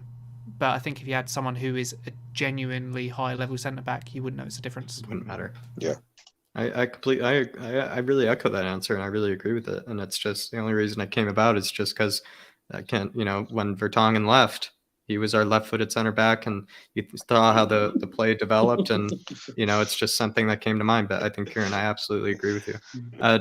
David or Bob? Says here quickly. He says the panel is great, but the lad on the bottom right is a Mike Hogg. Can you mute him, David? I'm going to kick him. I'm going to kick him in his trunk. Will, if you've any more of them American soccer jokes, I'd love to hear them. By the way, actually, I stumbled upon a good program yesterday. It's called The Team. It's another kind of football program. Again, there's an American and in an English team and all. It's actually quite funny. I recommend everybody to check it out. Kieran, it's on the RTE player, so there's 5 episodes there, so you will enjoy it, my man. You'll be able to watch it. He's a Yankee, knows nothing. Love you, Will. Love you. Bob, how about I go to you, since you're a favorite Mike Hogg, as we like to say here. Left-footed center halves, are they overrated? Is it coaching wise? I mean, is it something that we need, or is it at this level in the Premier League and our level at Tottenham? Does it not really matter? Yes. I'll just keep Will happy. Just keeping Will happy. No, no. I think in today's game, Jack, if you've got a quality defender, like Kieran says, it doesn't matter if you're right-footed, left-footed. You need to play with both feet. I mean, I hate to mention his name, but John Terry, who was just as comfortable with both feet. Yeah. And you think about our best defenders. I mean, yeah, Jan was absolutely great. It was a bonus he was left-footed. But Toby right-footed, Ledley King right-footed, Gary Mabber going all the way right-footed. So many of our really good defenders. There not been that many, of course, but they've been majority right-footed. Sorry, and so yeah, it helps if you're left-footed and you're a central defender. But I think in today's game, mate, it doesn't matter. But if it comes to a point where there's two really good defenders and available to get into the team or into the club, and it's ability wise are same, but one's right footed and one's left footed, suffice to say you try and go for the left footed for that extra advantage. But in today's game, buddy, I see Stephen Blois has sent another comment, but yeah, in today's game, mate, I think it's all pretty much the same. Yeah. David, I'll go to you here. I mean, I'll kind of take Bob's kind of point here because that's exactly what I was going to say to you. If you were looking in the transfer market, would you be considering a bit more, maybe possibly the idea of getting a left-sided defender that is left-footed, or would you consider we just need the best one and that will suffice? Yeah, look, first of all, Brian Ireland, he says, if you can't play with both feet at this level, you shouldn't be playing at this level. I fully agree with that. If you're playing at the top level of the Premier League, you should be able to at least do the basics on your weaker foot, which is pass and be able to have a shot. Sorry. That's why I kind of bring it up. You'd be surprised how many. With a left-footed centre half, it's hugely beneficial. We had Jan Vertonghen, who was there, left-footed, Toby right-footed. It helped us out immensely. But look, Bob refers to him as John Terry. I refer to him as the adulterer, the wife sleeper. That's what I refer to him as. But with that guy, I was actually listening to Joe Cole on a podcast the other day, believe it or not. I think it was actually last night. And he was saying, John Terry was actually right-footed. But a lot of people thought he was left-footed because he was always using his left foot. Apparently, this guy could just ping a 60-yard pass on his left foot, no problem.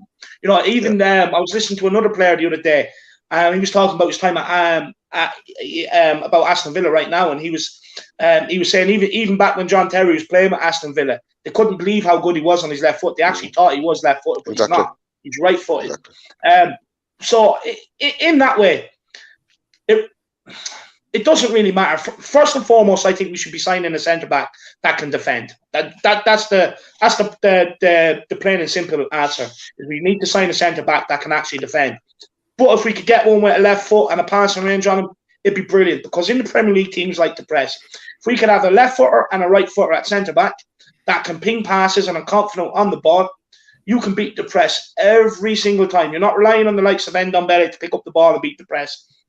All you have to do is have two centre-backs who can spray it over the top for Son, over the top for Lucas, or straight to Harry Kane's chest or feet, and you can beat the press in the Premier League every time. So it'll be hugely beneficial.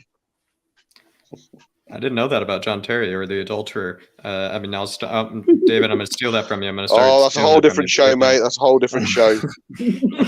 I already know about his. I know about his past and his. Put Ryan Giggs in there as well. Yeah, but he went one step too far. You know what I mean? He went one step too far. There's steps of adultery. Yeah, I suppose there is. Yeah. It's wrong, but there is levels to it. Tammy, my missus goes. We're going well off subject. Tammy, missus goes. She goes. No, I go to her. I go. Who would you your famous allowed to cheat with people be? And she goes, well, I like Jason Statham, he'd be number one on my list, and I like Dwayne Johnson is nice, The Rock, I'd give him a go, and the other ones I suppose I'd probably I don't know, Daniel Craig. She goes, what about yours? Well, who's your three then? I go, well, your mate Emma's pretty fit. your mum's all right after a few drinks, and Debbie from next door's come there as well. I'd say you had the couch that night anyway, Bob. I hope you made it home. No, I just went Debbie's next door. But, Brave. no. Will Stewart back again says, soccer is no joke, David. Miss the old days of golden ball rules and run up pens from half field. That's how real soccer is played. Yeah, I actually not that I remember it, but I've seen that a good few times. The run-up penalties look weird, but entertaining at the same time. I give it. It's a bit entertaining. But big up, Will. Absolutely love it. Jacko, let's move on with the next question, my man. Yeah, those days were pretty embarrassing. Thank God I wasn't around then. But, so we're moving on to the next one here. It's in regards to our forwards and maybe you possibly thinking about whether to promote someone from the youth squad up or to sign someone this summer. And here it goes. We are pretty confident that Vinicius won't be signed by Spurs this summer. Considering if Gareth Bale is signed again on loan and no other forwards leave, would you still consider signing another forward for the squad next season? 100%. 100% from Bob? 100%. Yeah, 100%. You wouldn't want to give Dane Scarlett that chance? Yeah, we'll give Dane Scarlett, but I wouldn't put another one on top. Yeah. I mean, Dane Scarlett, I'll be honest with you, if he does get pushed into the first team, we'll probably get a few minutes more than what Vinicius got this season. Purely and simply, I think there's a bit more faith in him than what there was in Vinicius. But we need another striker. I was thinking about Man United's squad. Greenwood, Cavani, Rashford, and Martial, 4 good strikers there. Yeah. I remember in our good old days, with Defoe, Pavlyuchenko, Crouch, and Robbie Keane. We always had 3 or 4 really good, really good strikers. So Sonny, if we put him down the middle, we lose that, that dynamism, you know what I mean? Dynamic play. That's it. Dynamic play down the left. Mate, I'm on meds. Remember, it's past my bedtime.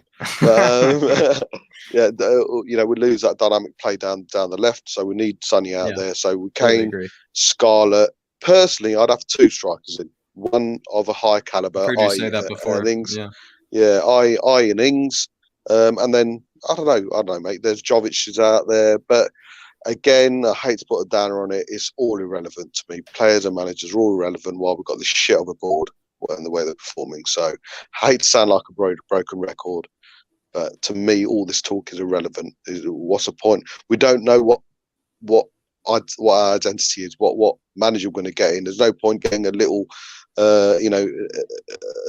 speedmeister, diminutive, Defo-esque kind of striker in if the manager's going to be playing needing a target man. So all irrelevant right now. But for me, we need 4 strikers, 2 good, 1 not as good, and then 1 who could be a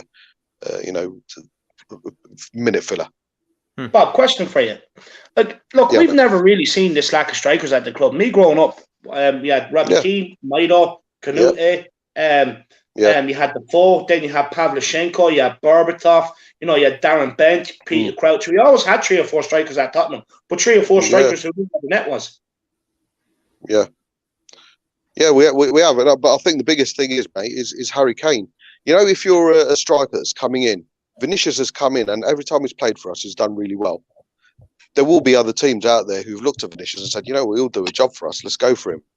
But they'll also notice how many minutes he's had and how many minutes he hasn't had. And a striker coming into Tottenham will have to take that into consideration. Kane is there to stay, and even when he's not playing, he's going to take your spot. Yeah, exactly. So, or he'll say he's fit when he's hurt. And so that would really be off-putting. So if you are, and it's an ongoing, it's not something that I've just come out with and it's something new. We all know replacing Harry Kane is near on impossible. So someone's got to come in and be happy with the fact that you will be a bench warmer. And like I say, if they're going to be looking at Vinicius, who's a good player, and for me, a good Premiership player, not a great Premiership player, but certainly a good Premiership player who's done a job within the Premier League and against the lesser teams, of course. But he has done a job.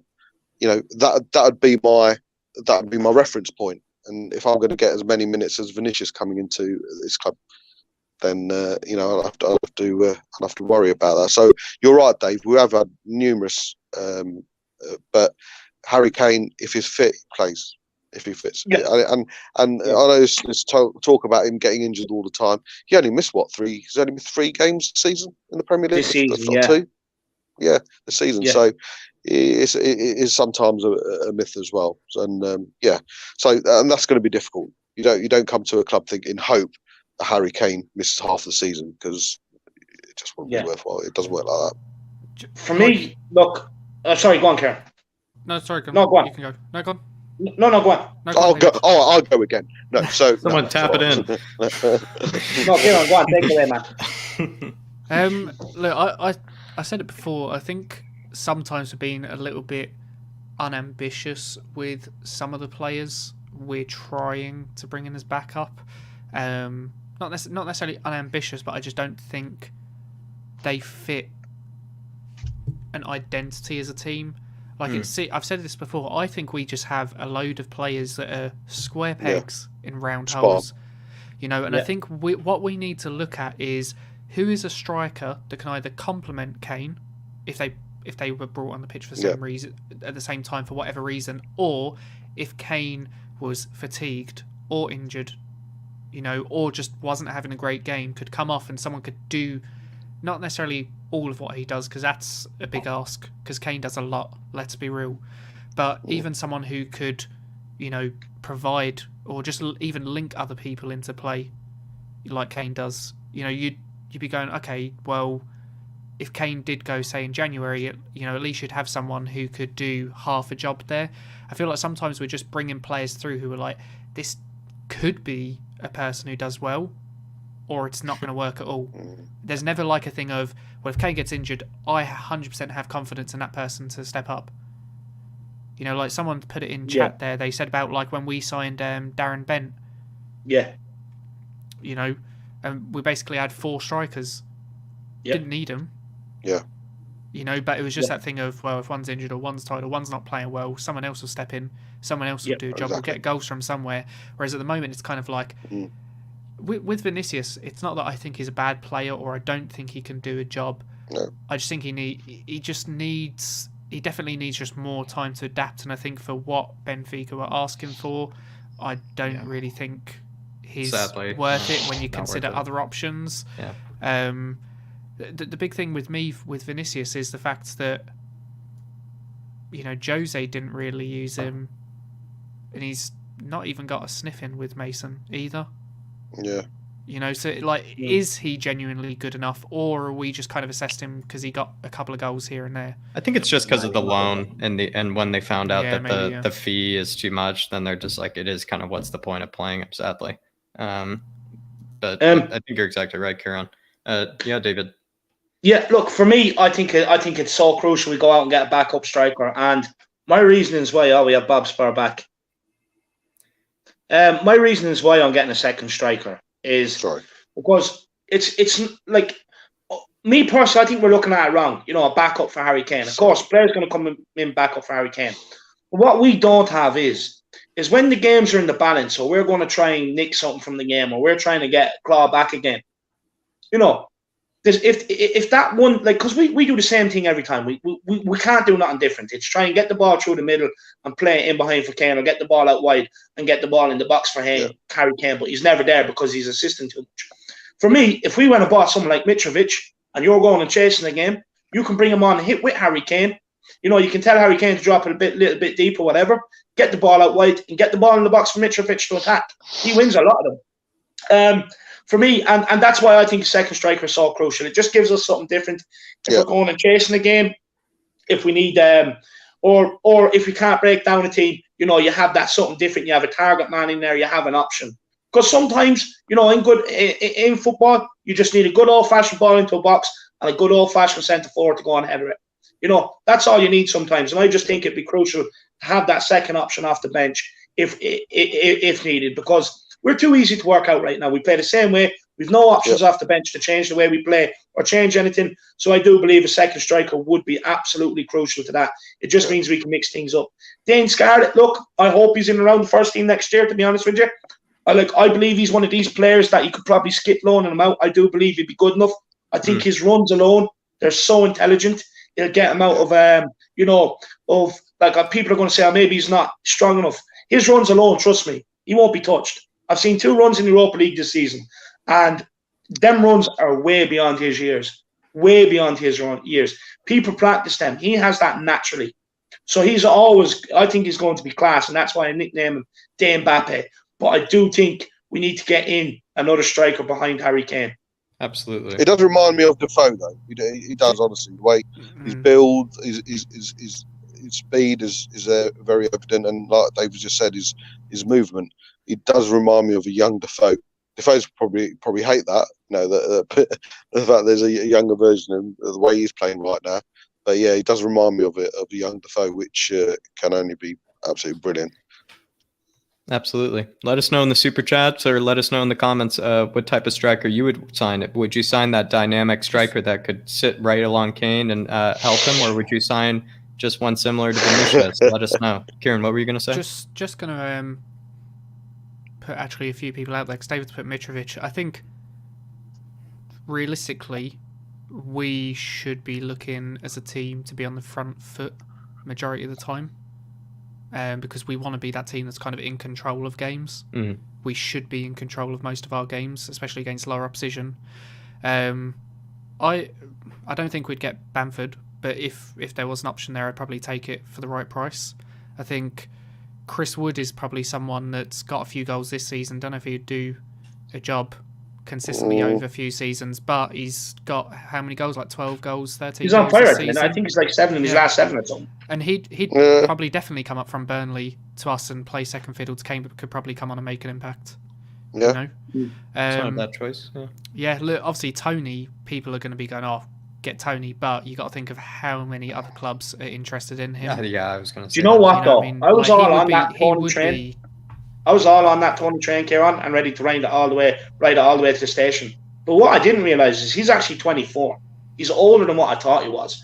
So in terms of what you'd pay for him, young English talent, bring him to the Premier League, obviously the price is going to be inflated, right? But with a 24-year-old, it's going to be hard for him to adjust to the Premier League. What Ollie Watkins has done this season is very rare. A player that just walks from the Championship into the Premier League and takes to it like a duck out of water. But with Ivan Toney, I still don't think he's Premier League ready. Look, if he was 19, 20, I probably would have said bring him in, give him a year to adjust and let him off the leash. But 24, I think it's a risk. The fact is, David, we don't know as well, mate, do we? We don't know if he is Premier League quality. Purely, it's a shame that Raul Jimenez from Wolves was injured for the majority of the season, because I really rate him as well. I love him. I do think he's 28, isn't he, Jack? Is he? Yeah, he's older. 20s, he's in his kind of prime right now. Exactly. And he does remind me, not as good as, but he does remind me of a Harry Kane-esque. So I really do rate him. It's just a shame he was. Here's a good shout. Here's a good shout. Just quickly. Morelos, Alfredo Morelos. Yeah, he'd get a few red cards, wouldn't he? That's brilliant. He's got something about him. He wouldn't probably take score shit, more than Lamella, though. I guarantee if he went to warm moon boots, not speaking to the press after a game, I guarantee he would. 100%. He's got character, any Dave. He's got character, mate. Yeah. Jimenez, absolutely, mate. Do you know what? Just to quickly mention on, obviously I've watched quite a bit of Championship football this year, and I genuinely think Tony would do a job. I don't think he's necessarily going to be Kane or Haaland or whoever the top strikers, but I genuinely think he would be one. I genuinely think he'd be a decent striker when he comes into the Prem. But 24, you got to think of it. It's like in today's game, it's also generally not. It's not that old. 24. No. You're making me sound like an ageist, Kieran. No, but I'm just, you know what I mean? I'm just saying, 24 is not that young. Like, even if he's I know. 25 by the end of next season or whatever. Mitrovic is 26. You know what I mean? Yeah. Like, Mitrovic is 26. Yeah, but Mitrovic has Premier League experience. He scored goals in the Premier League already. But he's only got 3 goals this season or something. Yeah, this season, but that's because he's barely been played. He's been on the bench a lot this season. Itches are always amazing. When he was with Fulham and playing the last time they were up, Without him, they would have sunk dramatically. Like I'm telling you, he is a good goal scorer, that Mitrovic. I like him. I like the way he goes and attacks the ball. And just if you're weighing up Mitrovic at 26 and Ivan Toney at 24, why wouldn't you pay for Mitrovic, who has experience in the Premier League and has goals bad in the Premier League? Might be half the price. Half the price. What do you guys think of? Is it Maja or Maja from? Fulham? Oh, Josh Maja. Yeah. He was actually at Sunderland. Yeah. He came through the Sunderland ranks before he went to France. Yeah. Again, I don't think so. I don't know. I don't think so. It's a good shout, though. It's a good shout. Yeah. I think he's shown he's decent enough to be in the Premier League, but I think another season in the Championship. I guess he didn't really do a season in the Championship yet. That will do him good. That will do him good. I think a season in the Championship. Yeah, you're right. I'll probably see him more as a Villa kind of player or possibly an Everton kind of. It's kind of. I think he'll do fine with Fulham going down. Yeah. I think he'll actually benefit from that. But. Kieran Will says you definitely need the PD 70 with the fan noise. That built-in low-pass filter would be right up your alley. That's not my fan. That's where my mic's broke. That's where my mic lead is broken. That's why I need a new mic. I love Will, but he's such a fucking geek, honestly. When it comes to stuff like that, he loves it. But it's brilliant. But look, what I'm going to say is. Look, make sure we still have over 130 watching. It's insane. Before we attack the last few questions, make sure you get a like on the stream. If you are new, I've seen a few new faces in the chat. Make sure you have smashed a sub on the channel. The big push for 3K is on. And also, the super chats have dried up. Don't be afraid to get your super chats in. Look, I know it's a couple of days before payday. Everybody's probably broke. But look, why not get your super chats in and ask the panel questions? Yeah, but Jack, take it away, man. Absolutely, exactly what David said. We only got a couple more questions to go, and if you really want us to stop and go over your opinions, your thoughts, or your question, we will absolutely spend the time on it. So if you send in that super chat, it supports David, it supports us, and we'd be happy to go over what you're thinking at the moment. We're going to move on to the next question here, and it just has to do with that age-old problem that we've had that season, where we've been one of the worst teams in the season in keeping the ball in our own half and basically building out from the back. And so the question here is, Spurs have dramatically struggled to build out from the back and even keep possession in their own half against plenty of teams. How do you break down this problem? Who's to blame? And how would you fix it? Anyone that wants to take over this question can go right ahead because it is a difficult one. Better players. Better players, better players who are comfortable taking the ball off the goalkeeper and spreading it out wide. To me, Toby's the only one who's capable of doing that. But when you've got a shit show either side of you, you're going to be uncomfortable because what you don't want to be doing is playing a ball, losing it, knowing the ball's coming back, and you're going to be the one who's going to be counted on most to actually stop this attack, because you've got fuckhead on the right and you've got shit show on the left of you. Better players will make it. If you've got defenders who will comfortably. I mean, don't get me wrong, Dyer's probably in that.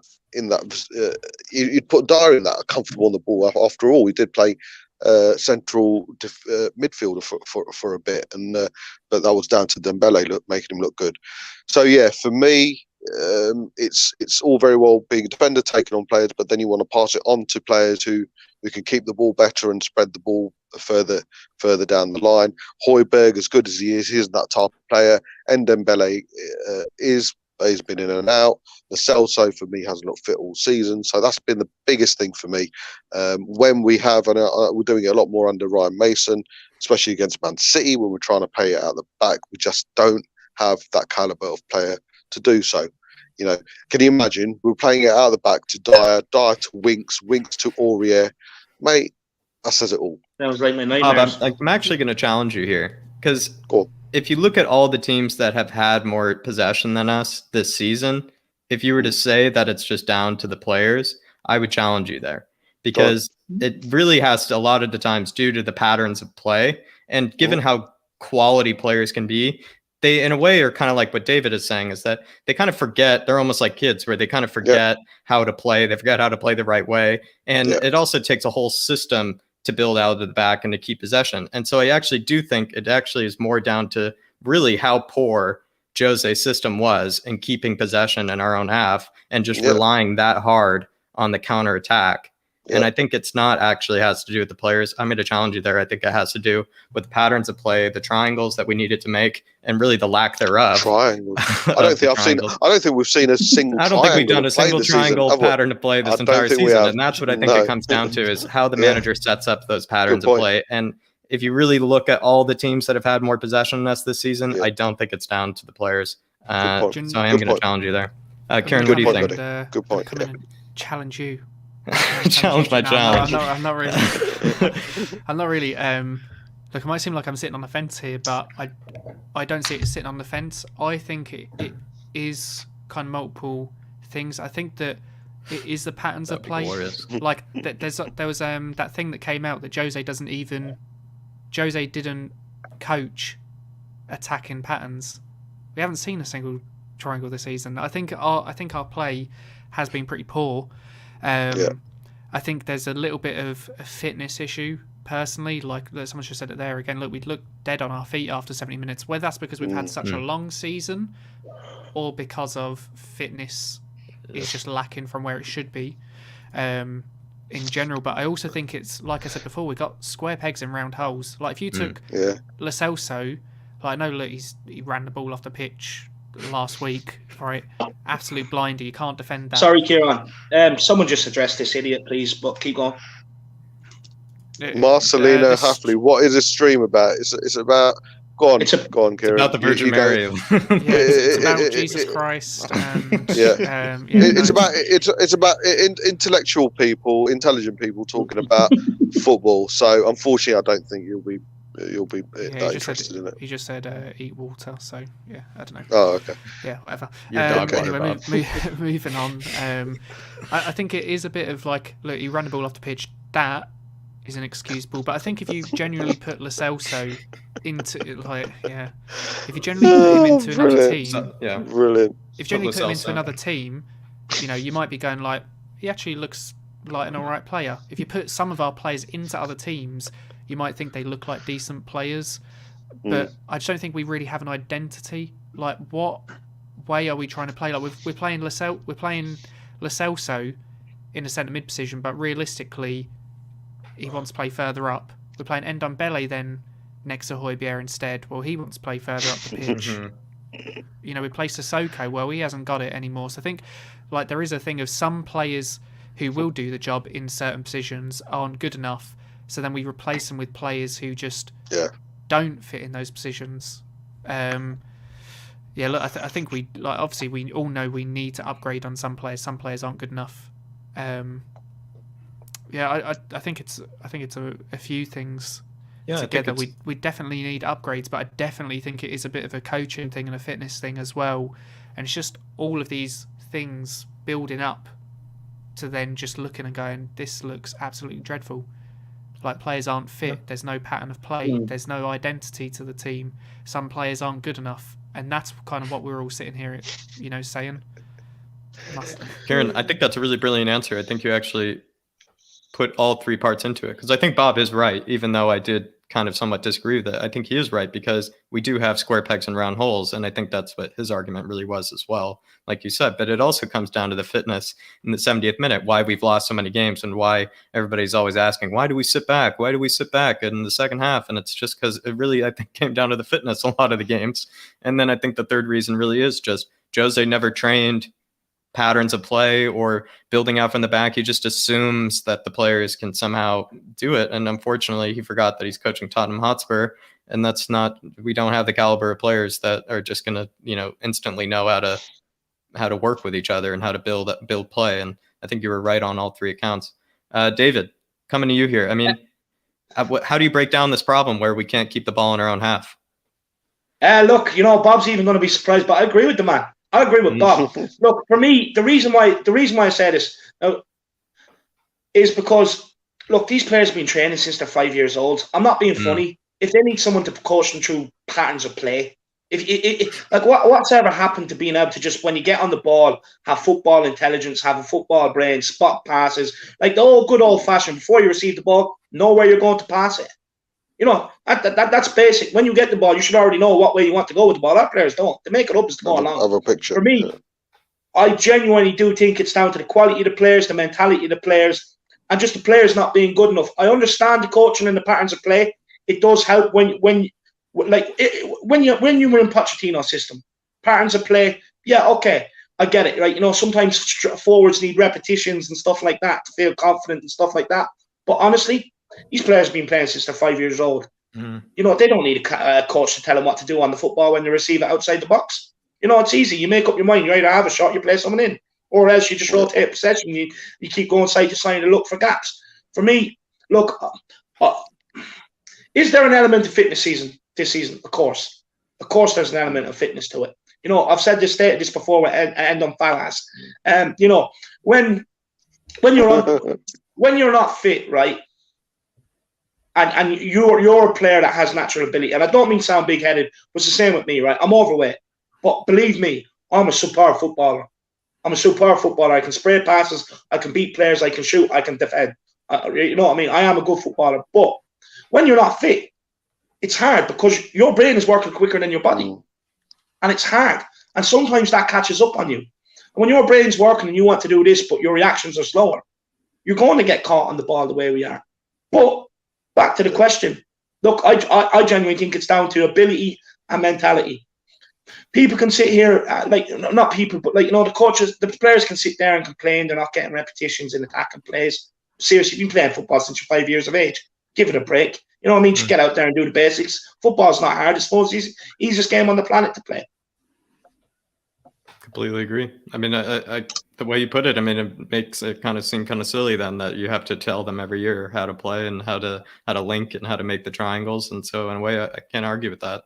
And so maybe I sound a little ridiculous, maybe giving them too much credit. No. Look, you do. No, Jack, you have a valid point. You know, look, the thing is, there's two ways to look at this. There is two ways to look at it. There's putting the onus on and responsibility on the players to be able to do the basics and do their job. But then there is also a coaching element to it. In hindsight, it's probably a bit of both, to be honest. Probably 50-50. Yeah. But with the dross we have at this club who can't defend, and, you know, the reason why we concede so many goals, because scoring goals is not the problem here. Letting in goals at the back is. And the reason why it happens is because we can't keep possession. And I tried telling people this under Jose. It's not okay, there's an element to a tactic of sitting back. But we weren't sitting back, you know, the way people were saying, we were sitting back. We couldn't keep holding the ball. Now, when you keep giving away the ball and you can't keep holding possession and the other team keeps getting the ball, you know, eventually you're going to drop deeper and deeper and deeper and just defend your box. That's what happens, and that's what's happened time and time again this season. When you have the ball and you can keep control of the ball and you have players like we had with Luka Modric, Michael Carrick, who can pick up the ball, go left, go right, you know what I mean, and can rotate possession for you. When you have the ball, defending's a hell of a lot easier. But we do not have the players to keep possession, and we don't have quality defenders, and that's both coincided this season, and that's why we've had the season we've had. And we had that in the final as well, Jack. You know, like Dave said, you know, we kept on playing from the back, kept on playing it, and one thing we couldn't do was beat Man City's press. They kept on pressing us, and winning it back, and winning it back, and winning it back. And the fact we didn't change it, and we were doing it up to the 60th, 70th minute, 80th minute, although we were still 0-0. You know, it was quite evident that we were just conceding too much possession because we couldn't keep possession by playing it out short. The fact we didn't change it was down to Mason. So yeah, the players were bad, but the fact we kept on being caught out was because we didn't change it, and that and Mason was the cause for us not changing it. So that was down to coaching. So like they said, a bit of both. Yeah, I understand that it is a bit of both, but the way that you guys then phrased it after I brought up my point, the way you guys phrased it actually made me, I didn't think about it that way, where it is just, at the end of the day, it's just, they've been trained for that long. Like it's not like it's all brand new to them, foreign every time, you know, how to link up and everything. Just to touch on what I was saying though, about like just not having the proper identity in terms of the team playing a certain way, right? If you look realistically, we don't really like Ndombele deeper because he doesn't do as much. He doesn't do all the defensive work a lot of the time. You know, he doesn't chase things down half the time. It's kind of like a half-assed, you know, chasing down. And I think if you look at Højbjerg at the moment, he is fucking dead on his feet. He is knackered because whoever's played beside him, half the time he's been covering their fucking arse as well and sweeping up everything that they're not defensively. And I think now you are really seeing his passing isn't good to begin with. His passing's just enough to get by. Usually. And I think now he's tired and he's fatigued, just seeing him make mistakes constantly. But you know what? We don't have anyone that can actually come in and do his job that he does in the team. So we don't have anyone that can just rotate. Yeah. So it's just like, well, who the fuck are we going to put in there? Do you want to put Sissoko in? Well, he's not going to do a job. Well, do you play Ndombele and Lo Celso in the deeper roles and more ahead of them? Well, that doesn't fit. Do you put, I don't know, you put Harry Winks in there? Well, we don't want that either. So we just. Well, Harry Winks is supposed to be this great player, this great possession player who can, keep possession, pass left, pass right, and he does absolutely fuck all. It's just a bunch of mismatches, and then you think, even if we think, well, okay, well, cool, Ndombele, we don't necessarily want him deeper, we want him a bit further up the pitch. Lo Celso isn't really a central midfielder player. He wants to be further up the pitch, but none of them are like Eriksen or a proper creator that are creating assists for us. And I think then you kind of, to be honest, Kane's now dropping into that kind of empty space, picking up the ball and then playing it beyond for other people. And yes, it has worked, but I think it's also just because we have a lack of that 10 who's going to be in that space, picking the ball up and picking those passes out to begin with. So I just feel like we are lacking people that just do, like David said, the basics of what they're needing to do in that role. We have players that are like Ndombele. He's so silky. He can beat a player sometime. Like, he can beat a few players in tight spaces, but then he doesn't offer in other parts. Lo Celso, the same. He can run around all he wants, but then sometimes he offers fuck all to the game. Like there are a lot of players that have good attributes, but they don't really fit into how the team is set up to play, and then we just end up not having any identity at all. It's just a bunch of, like we've all identified, square pegs and round holes. And just quickly, there's two comments I want to talk about. Someone was saying there about, look, these players are playing in front of a million people, not down on Hackney Marsh, and it's a coaching problem. Look, even more, to be honest with you, if that was me, if playing in front of millions of people would give me the motivation to even more be better, because like the last thing I want is people slating me for being shit, and it's about self-pride. So I'm sorry, but like, stop making excuses for the players. At the end of the day, we have to hold them accountable for what's gone on. They're not good enough. They had Pochettino, they have Mourinho, now they have Ryan Mason, and we've seen the exact same thing from the back end of Pochettino's era, from the last 6 months right through to now. We've seen the exact same thing. Common denominator over three managers is the players. When are we going to wake up and just call a spade a spade? You can't polish a third. You know what I mean? It's still going to be a third at the end of the day. It's still going to be shit. It's not, when you polish it, it's not going to turn gold. It's still a lump of shit. And that's what some of these players are. And then I've seen someone else saying, do you think it's Ronak, big up Ronak? He says it was about, not playing in front of crowds. Does that affect them? Look, to be honest with you, Dyer's lucky he's not playing in front of crowds this season. Moon Boots. Harry Stinks is lucky he hasn't played in front of crowds. Bobo the Clown is lucky he hasn't played in front of crowds.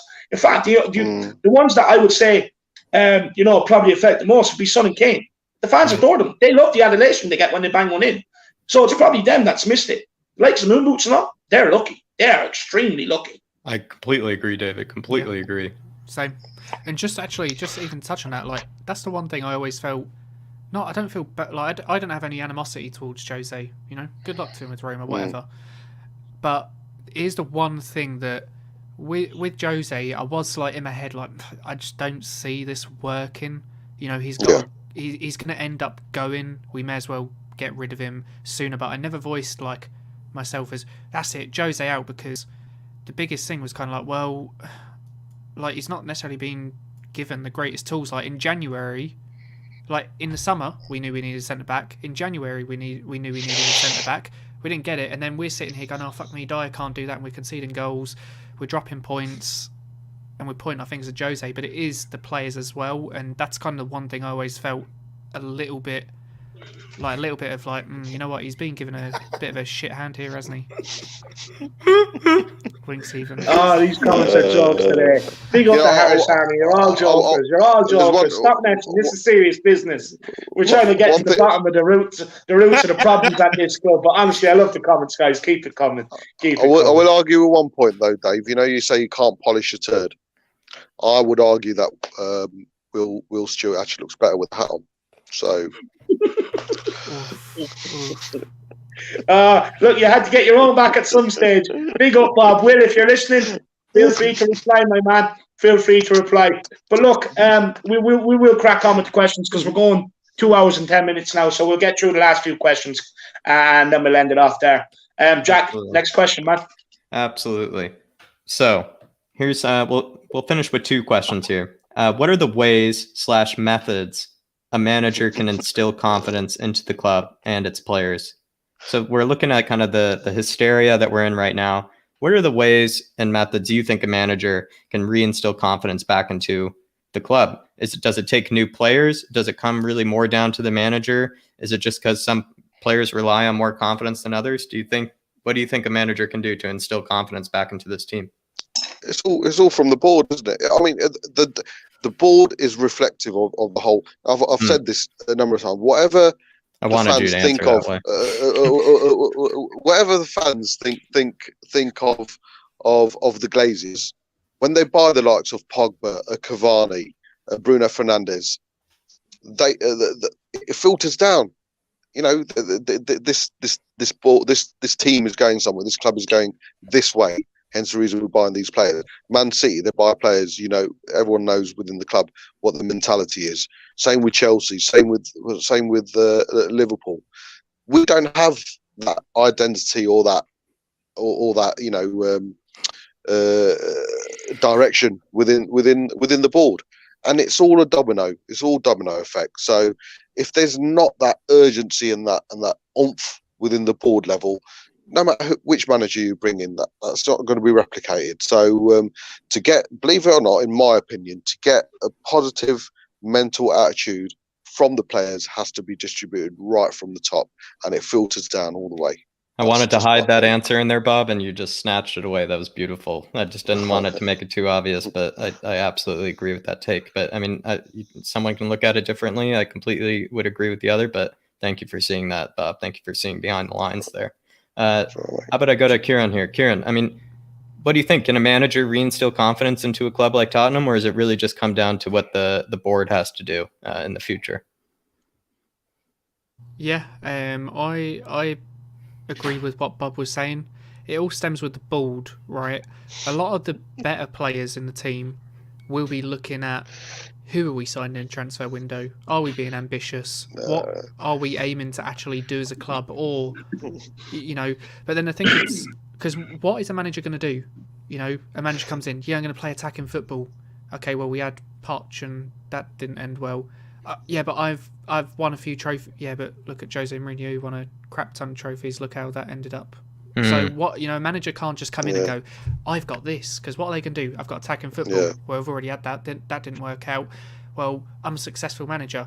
Well, we've already had that as well. That didn't work out. So, you know what I mean? Like, what really can a manager do? Like, at one point, you have to start pointing up. There's only a certain there's only a certain limit to what what a manager can do. You know, like, it's okay. Some people will some people will buy into the manager's philosophy, and that might pick a few players up. But I think other players are sometimes a bit more. Wicked. But I think some of the Karen. I think some of the other players will. I got to think of one now. I think some of the other players will be kind of more inspired by how the club is moving forward, not by what just the manager is bringing. Because if we came out and we're like, oh, well, do you know what? We're signing Mark Albrighton. You know, some players in our team probably thinking, fuck me, Mark Albrighton. Are you for real? You know, but you look at the likes of Liverpool, the players in Liverpool were probably happy to stay at Liverpool even if they're not starting choices, because they know that the club is going to try and at least bring in players that are going to better them. Same with Man City. They go out every transfer window. Liverpool went out after they won the league. Went and bought Thiago. Obviously, it's not necessarily worked out the best this season, but at least they went out and brought in a player like Thiago. You look at Man City, bringing in players like Ruben Diaz, bringing in, players. Sterling said it best after a few years back when they won. I think it was 3 years ago when they won the Carabao Cup for the first time. And they're saying this is when Sterling was in shit hot form. And they asked him, and he said that the reason he felt he had so much growth was because the manager keeps him on his feet. The manager is constantly bringing in people to contest him for his place and constantly better the squad, that he feels he has to be on his toes and constantly progress himself. And I feel like with us, it's just kind of like a thing of, we don't show that ambition as a club to constantly progress. So players just get complacent, yeah, comfortable, and they don't need to progress. They don't need to work hard for the team because their spot is guaranteed. Yep. So I think, for the bigger players, it's the board. But I think for some others, they might go, "Oh, yeah, we've got a new manager. That's exciting." But Dave, can I just respond to that comment that said, "Don't compare yourself to Man United and all that." It's not about comparing us to Man United. There's no reason for us to compare ourselves to Man United with the league titles that they were. What I was comparing is their identity, is the board's identity. If we had bought bigger players, the board would have filtered down that mentality down all the way down to the player level. I'm not comparing ourselves. We're not that stupid. We're not that much of a fuckwit that we're going to compare ourselves with a team like Man United or Man City. Are we bigger than Man United is a whole different question historically. That's a whole different stream. But no, I think James, you kind of got it wrong there, mate. Yeah, 100%. I think he's got it a bit wrong as well, because it's not even a case of we're sitting here going, "Oh, we're the most prestigious European club in football history. We should be up signing it." It's a case of, hang a second, we're competing with these teams. We should be acting the same as them as a club. Exactly. It's the mindset. If we want to keep competing at this level, we need to keep investing and progressing the club forward this way. If we want to be better than them, we need to be doing more than them. It's not a case of just we had a good season, back down to 10th we go. To be fair, I think James is actually a Spurs supporter, so maybe I took it out of context. So if that's the case, James, I apologise, mate. Alejandro Perez says, question for Kieran: has David hit you with a couple of clotheslines recently? No, look, I wouldn't have hit moon boots with a couple of clotheslines. I save them for my missus when we lose. It makes me feel a bit better. To be fair, I'm hoping Dyer doesn't put any more stinkers in, because David lives about 20 minutes away from me. So I'll have to watch myself on the way down to the shops. He might 2-foot tackle me from behind if I'm not too careful. Yeah, Kieran will be walking to the shop and all you get is, "Oi, moon boots," and I'll just appear out of nowhere. I'll give him a 5-star frog splash off the shop roof or something. Yeah. But imagine Kieran going up to Dave. "Oh, Dave, how you doing?" And Dave go, "Whoa!" Alrighty, lads, we're going to move on to the very last question here. I don't have very much charge left on my computer, so if you can, it's going to be a very sensitive question. So I understand if emotions are going to come out here, but if you could keep it, briefer than maybe usual. But I understand, because it's going to be tough, and it's the last one we're ending on. So here it is. Do you think either Kane or Son or both will see the rest of their careers out at Spurs? And then also, maybe you could answer it like this: do you ever see Kane leaving the Premier League? Good question. Anyone want to take that first, or answer with your heart? Answer with your mind? Answer with your lower half? I don't know. I think it all depends on this season coming up. Personally, I don't. To be honest, even though the media wants to speculate that Kane's leaving, I just have a feeling he's not going to leave this season. I do have a thing of, I always say that I think Kane wants to break records in the Premier League. He's grown up with the Premier League and grown up watching those teams and fantasising players who have played in the Premier League. I don't think he has an interest to go and play in Liga. I think he wants to play for a Premier League team, break Premier League records, win the Premier League, whatever.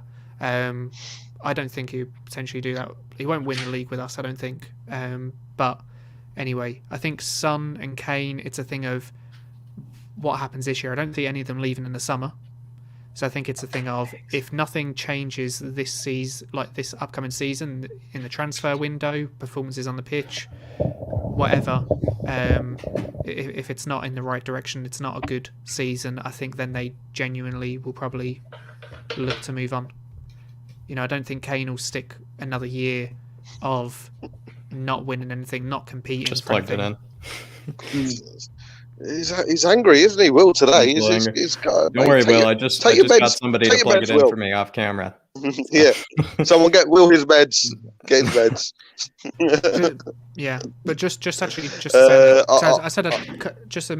I did say, yeah. I see him wanting to break records in the Premier League. The only time I can see him going abroad in the Premier League is if it is to one of those top clubs, and it's because he can't really get, and it's because he can't really get a move to another Premier League team, but we're just not showing anything.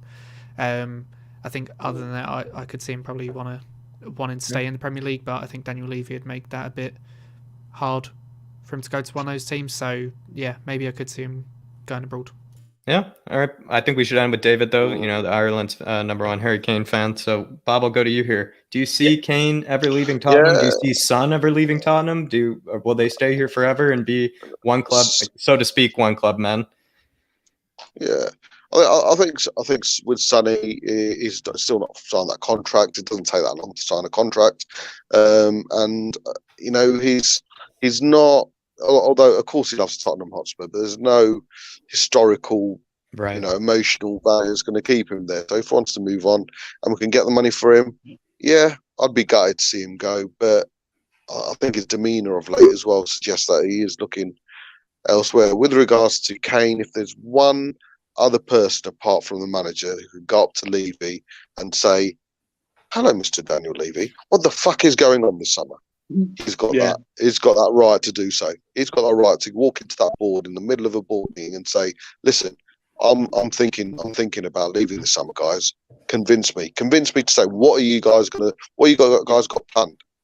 And I think to be fair to Levy, he'll probably see how close he is with the players. I think he'd have an honest one-to-one with Kane and say, "Right, this is our direction." And then it's up to Harry to turn around and say, "Right, okay, I'm staying. I'll give you one more year," or whatever, or you'll say, "No, fuck this shit, it's not for me. See you later." And that's what it's going to come down to. Like Kieran says, it depends on the club, mate. It's what direction the club are going, the board are going, and I think Kane will make his decision based on that. I think he'll want to stay within the Premier League, which means, unfortunately, there's only one team he won't go to a Man United because they're kind of in a rebuilding stage anyway. He wants to go somewhere where it's guaranteed trophies. And them two teams really only Man City and someone would say Liverpool, regardless of their poor performance this season. I think the only two teams in the Premier League that can guarantee him. I want to say I'm not going to say Chelsea, but the two teams that can guarantee him, Chelsea, some trophies. Yeah, some trophies are Man City and Liverpool. And personally, I'd like to see him. If there was going to be a team who's going to go, I'd like to see him in Liverpool. But then again, wearing that red shirt would just be.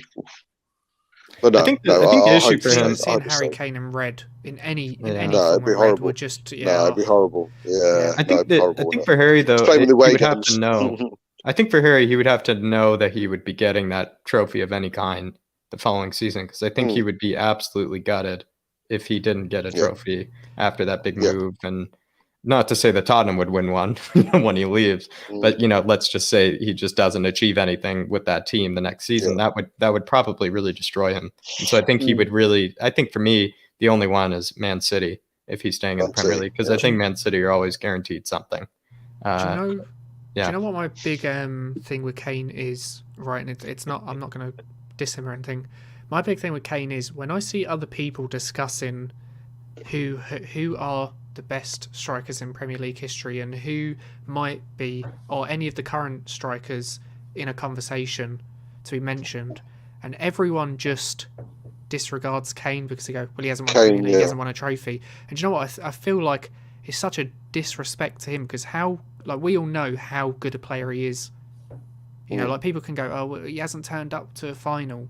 Right, well, he's had 3 finals and he was injured before 2 of them.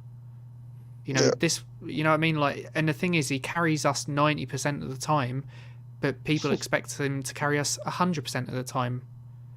You know, like even if he carried us 100% of the time, I don't think it'd be enough for it. Yeah, like it wouldn't be enough. Like, and the thing is, I think he's too good a striker and too good a player to not win anything. So if he did leave, I would never kind of be like, oh, he's left us and he's gone to Man City, let's say, for example. I never really begrudge him that way, because I think him as a player, to be honest, think if he's in this Man City team now, think how many goals, assists he'd be scoring. Think of the trophies they'd win with him. Like, if they had him in the team, I wouldn't even be contemplating, oh, well, this team might win the Champions League. I would genuinely just be like, they've won it. The league, they've won it. You know what I mean? Like, it is, there would literally be no one really contending them at all. I completely agree. An average, god damn it. Completely agree.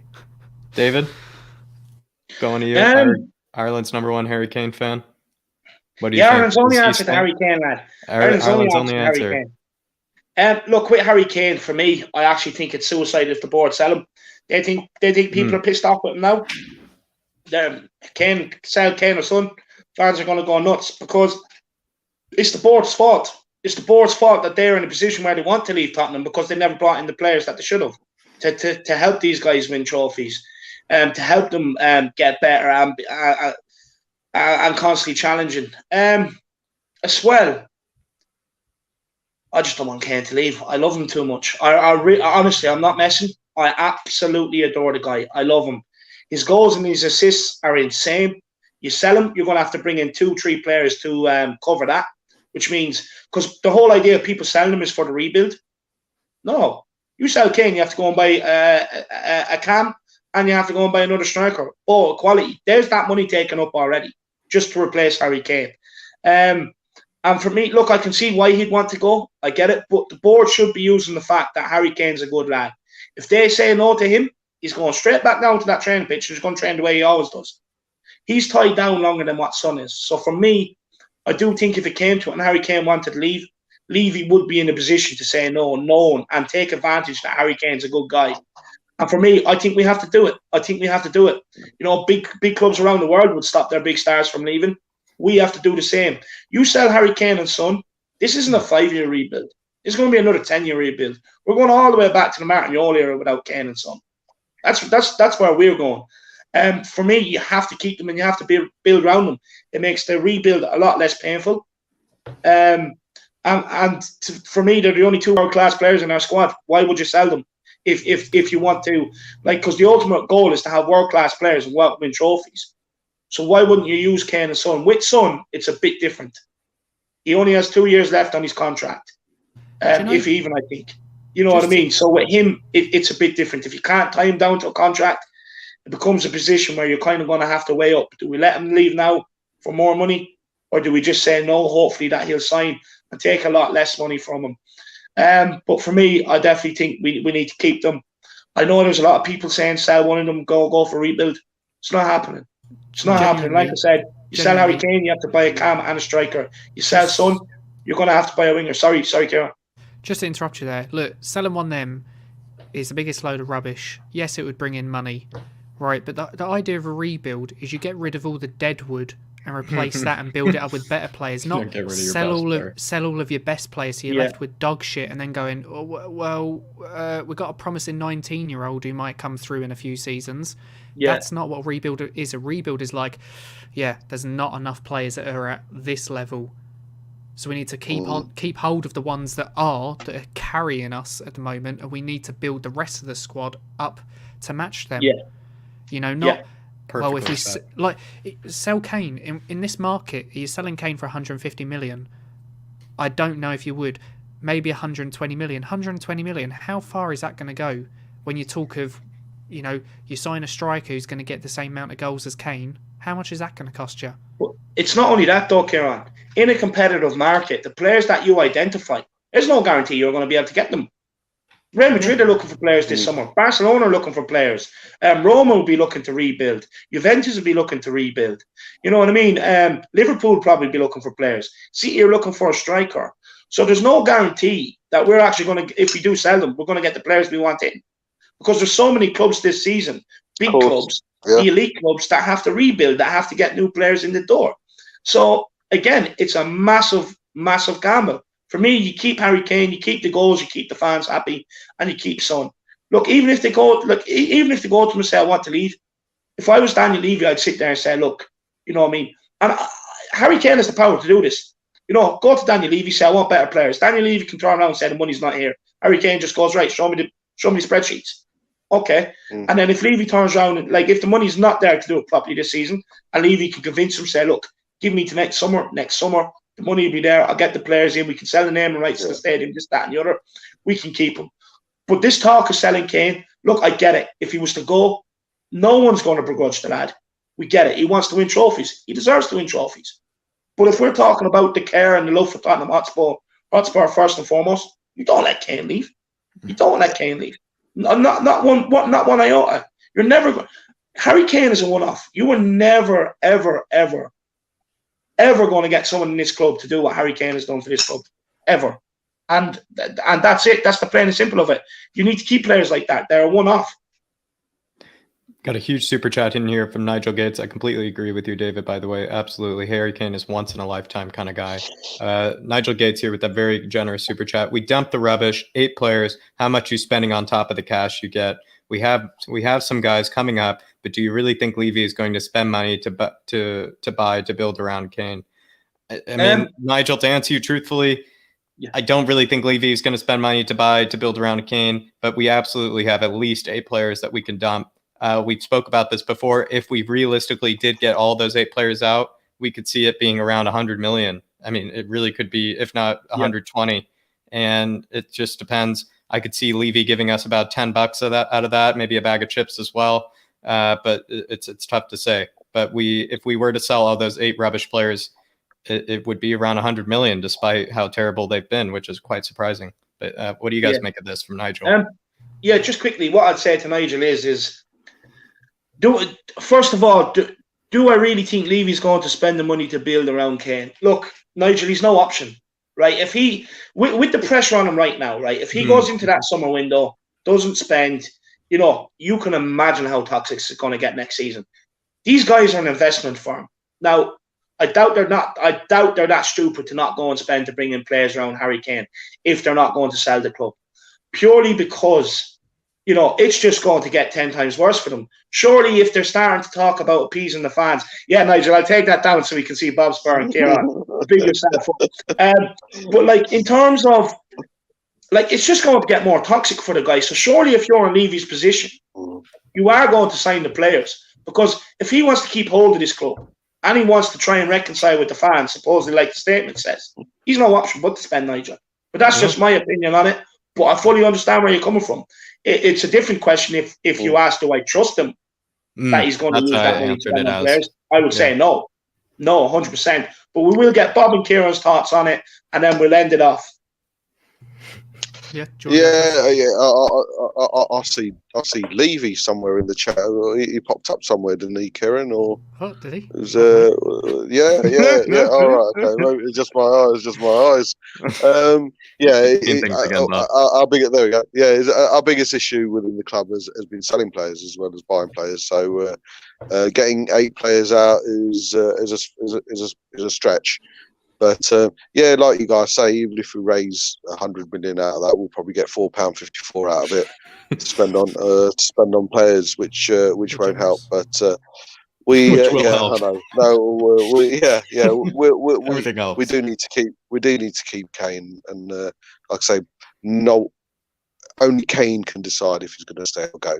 And I know what you're saying, Dave, but I hate to be in that position where we need to keep. I know he probably won't mind, and he'll probably understand, but I don't want to be in a position where we're having to keep Kane ransom, just to keep him. We'll keep him. I don't either, Bob. I really don't. I know what you're saying. I know what you're saying. I just think for the benefit of the club, unfortunately, this time we're just going to have to put our foot down. That's just my belief. I fully get what you're saying. Like me personally, I don't want to stand in the way of Harry Kane. I don't want a player that's unhappy at the club. But with the situation we're in, like we're frightened now. Imagine how frightening it's going to get when you have no striker or winger up the top of the pitch to get you the goals that are probably saving you right now. Can I just say something as well? Like, look, because I've just seen this chat that you brought up on screen. Right, the thing is, right, Kane has got years left in his contract, but do people remember what happened with Bale when he left originally for Real Madrid? That move also happened because Bale wasn't turning up at training. You know what I mean? Like, there are ways that players will kind of force a toxic atmosphere, you know, within the training ground, within the club. You know, just for, you know what I mean? Like, Kane would be like, Kane might not go for 150 million, but I'm pretty sure if he went up to the board and then there was a really toxic atmosphere in a training ground, then the club would potentially go, oh, right, okay, well, we're just going to have to cash in now. Like, you know, it could get to a point. However, I don't think Kane's that type of player who's going to storm in, tell the ball this is what he wants, and start throwing a fit in training and causing that atmosphere. I don't think he is that type of player, but he could, in theory, if he wanted to, start causing a stink and create a toxic atmosphere. 100%. Absolutely. 100%. Thank you so much for the super chat, by the way, Nigel. Really big up to yourself. Big up, Nigel. Really, thank you for asking us a question. I really loved answering it, and really thank you so much for the super chat. It really helps a lot. David? Great super chat, Nigel. It's caused great talking points and everything else. Great topics. You're an absolute legend. But look, I think we are going to end it off here. I do want to give everybody a chance to plug themselves. First of all, Kieran, is your channel actually up and running yet, Kieran? My channel is up and running. There's no videos up on it at the moment, but there will be soon. Right. Bob, what subscribers are you on? Yeah, bobspur TV, pop on. I've done a few. No, how many subs have you got? Oh, mate, I'm not sure. Actually. I'm not sure. Sorry, right, well, next time you come on, let me know your sub count so we can not in the stream till we get you more. But look, we'll start with Jack, or we'll start with Kieran, go to Bob, and then to Jack. Let everybody know where they can find you. But before we let Kieran plug his channel, if you have enjoyed the stream, throw in a super chat, show your appreciation, and let us know what you thought of the stream. Also, throw in the comments. Let me know what you thought of Kieran's input, Bob's input, Jack's input, my input. Let us know what you thought of the stream. And make sure you have smashed a like and a subscribe on the channel. But Kieran, take it away, my man. Yeah. So you can find me on Twitter at @lets_talkspurs, the same as my name on stream currently. And like David said, I do have a channel. The channel's up at the moment, but there isn't any videos. So if you have enjoyed what I've said here, you can follow me on Twitter, and as soon as I post my first ever video or I go live, you'll see over there on Twitter. And obviously you'll be able to find a link to the channel there on my Twitter as well. So if you are interested, you want to hear more about what I've got to say, then follow me on Twitter and you'll kind of get updates over there. 100%. And look, I just encourage everybody, get over to Let's Talk Spurs, subscribe and follow him on Twitter. You know, I think when he comes out with his channel, I do think it's going to grow. So big yourself up, Kieran, and I can't wait to see your content, my man. Bob, let everybody know where they can find you, lad. Yeah, bobspur TV. I've done a few breaking news stories of late, especially with the statements that have been coming out and the responses. So really enjoyed that. Day after, day before show is something that I've done on a regular basis. What's that one? Have I missed something? Or oh no, just your man said the Yank done a great job. I've been waiting for one of those. Actually, big up yourself, Toffee. I've been waiting for one of those. No. But yeah, bobspur TV, pop over, like, subscribe. I get a lot of views. The views don't really match the subscribers, but maybe that's something I'm not putting out there correctly. But no, I just love what I'm doing. So yeah, bobspur TV, pop over, and you'll get pretty much what you get on all the channels that I appear on, like a slag.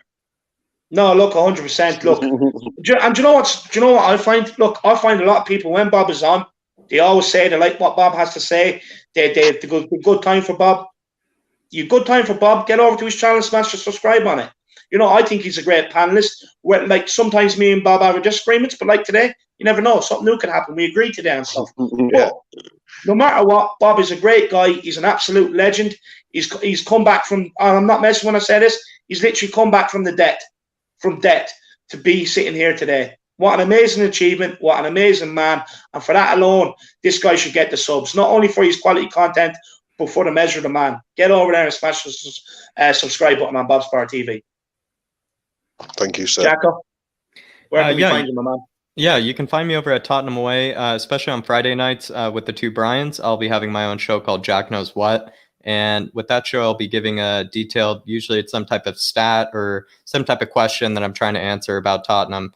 And this week I'll be answering basically why Eric Dyer and Toby are so poor at passing. And I'll be comparing them to the rest of the Premier League. And it'll be pretty depressing, but we'll see how it goes. The Colonies are doing just fine, according to my president and everybody else. So we'll report back to the UK on the progress of the Colonies.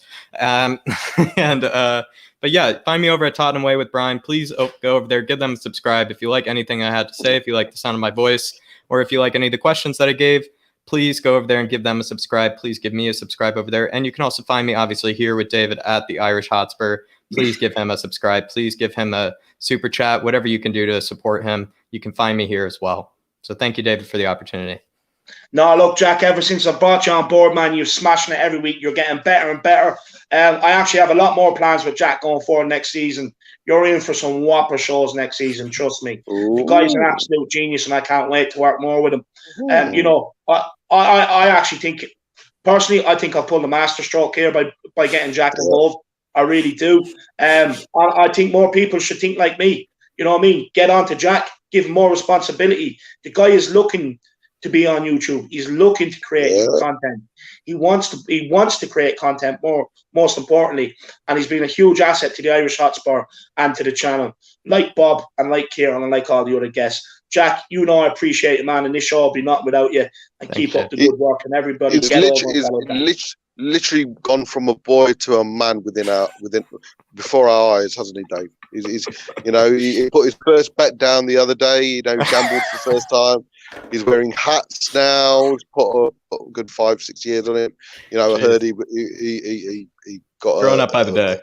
No, look, next we'll be doing prostitutes and all sorts. So slowly but surely becoming a man. I agree with you. I actually do think he's going. Look, what I've seen is he was shy. He's not one. He wasn't one for interrupting and coming across, and he was getting lost in the pack. But now, ever since you give him that role, that leading role, man, he's getting more and more confident. He's established himself. He's making sure he's getting his points across, and he's absolutely smashing it. The kid is unreal. He's so intelligent. Honestly, the kid is so intelligent. Everybody loves Jack. Make sure you get over and you follow Jack. Honestly, really do. And plus, what better? He's took over the hosting role for this show, and he's got a flat cap. And to answer Mac's question, he says Bob Spur and Kieran need to get a flat hat too. 100%. Look, the whole panel for this Irish Hotspur review with Jack Kineke, we will all be wearing flat caps for it. I promise you. We'll get that sorted out.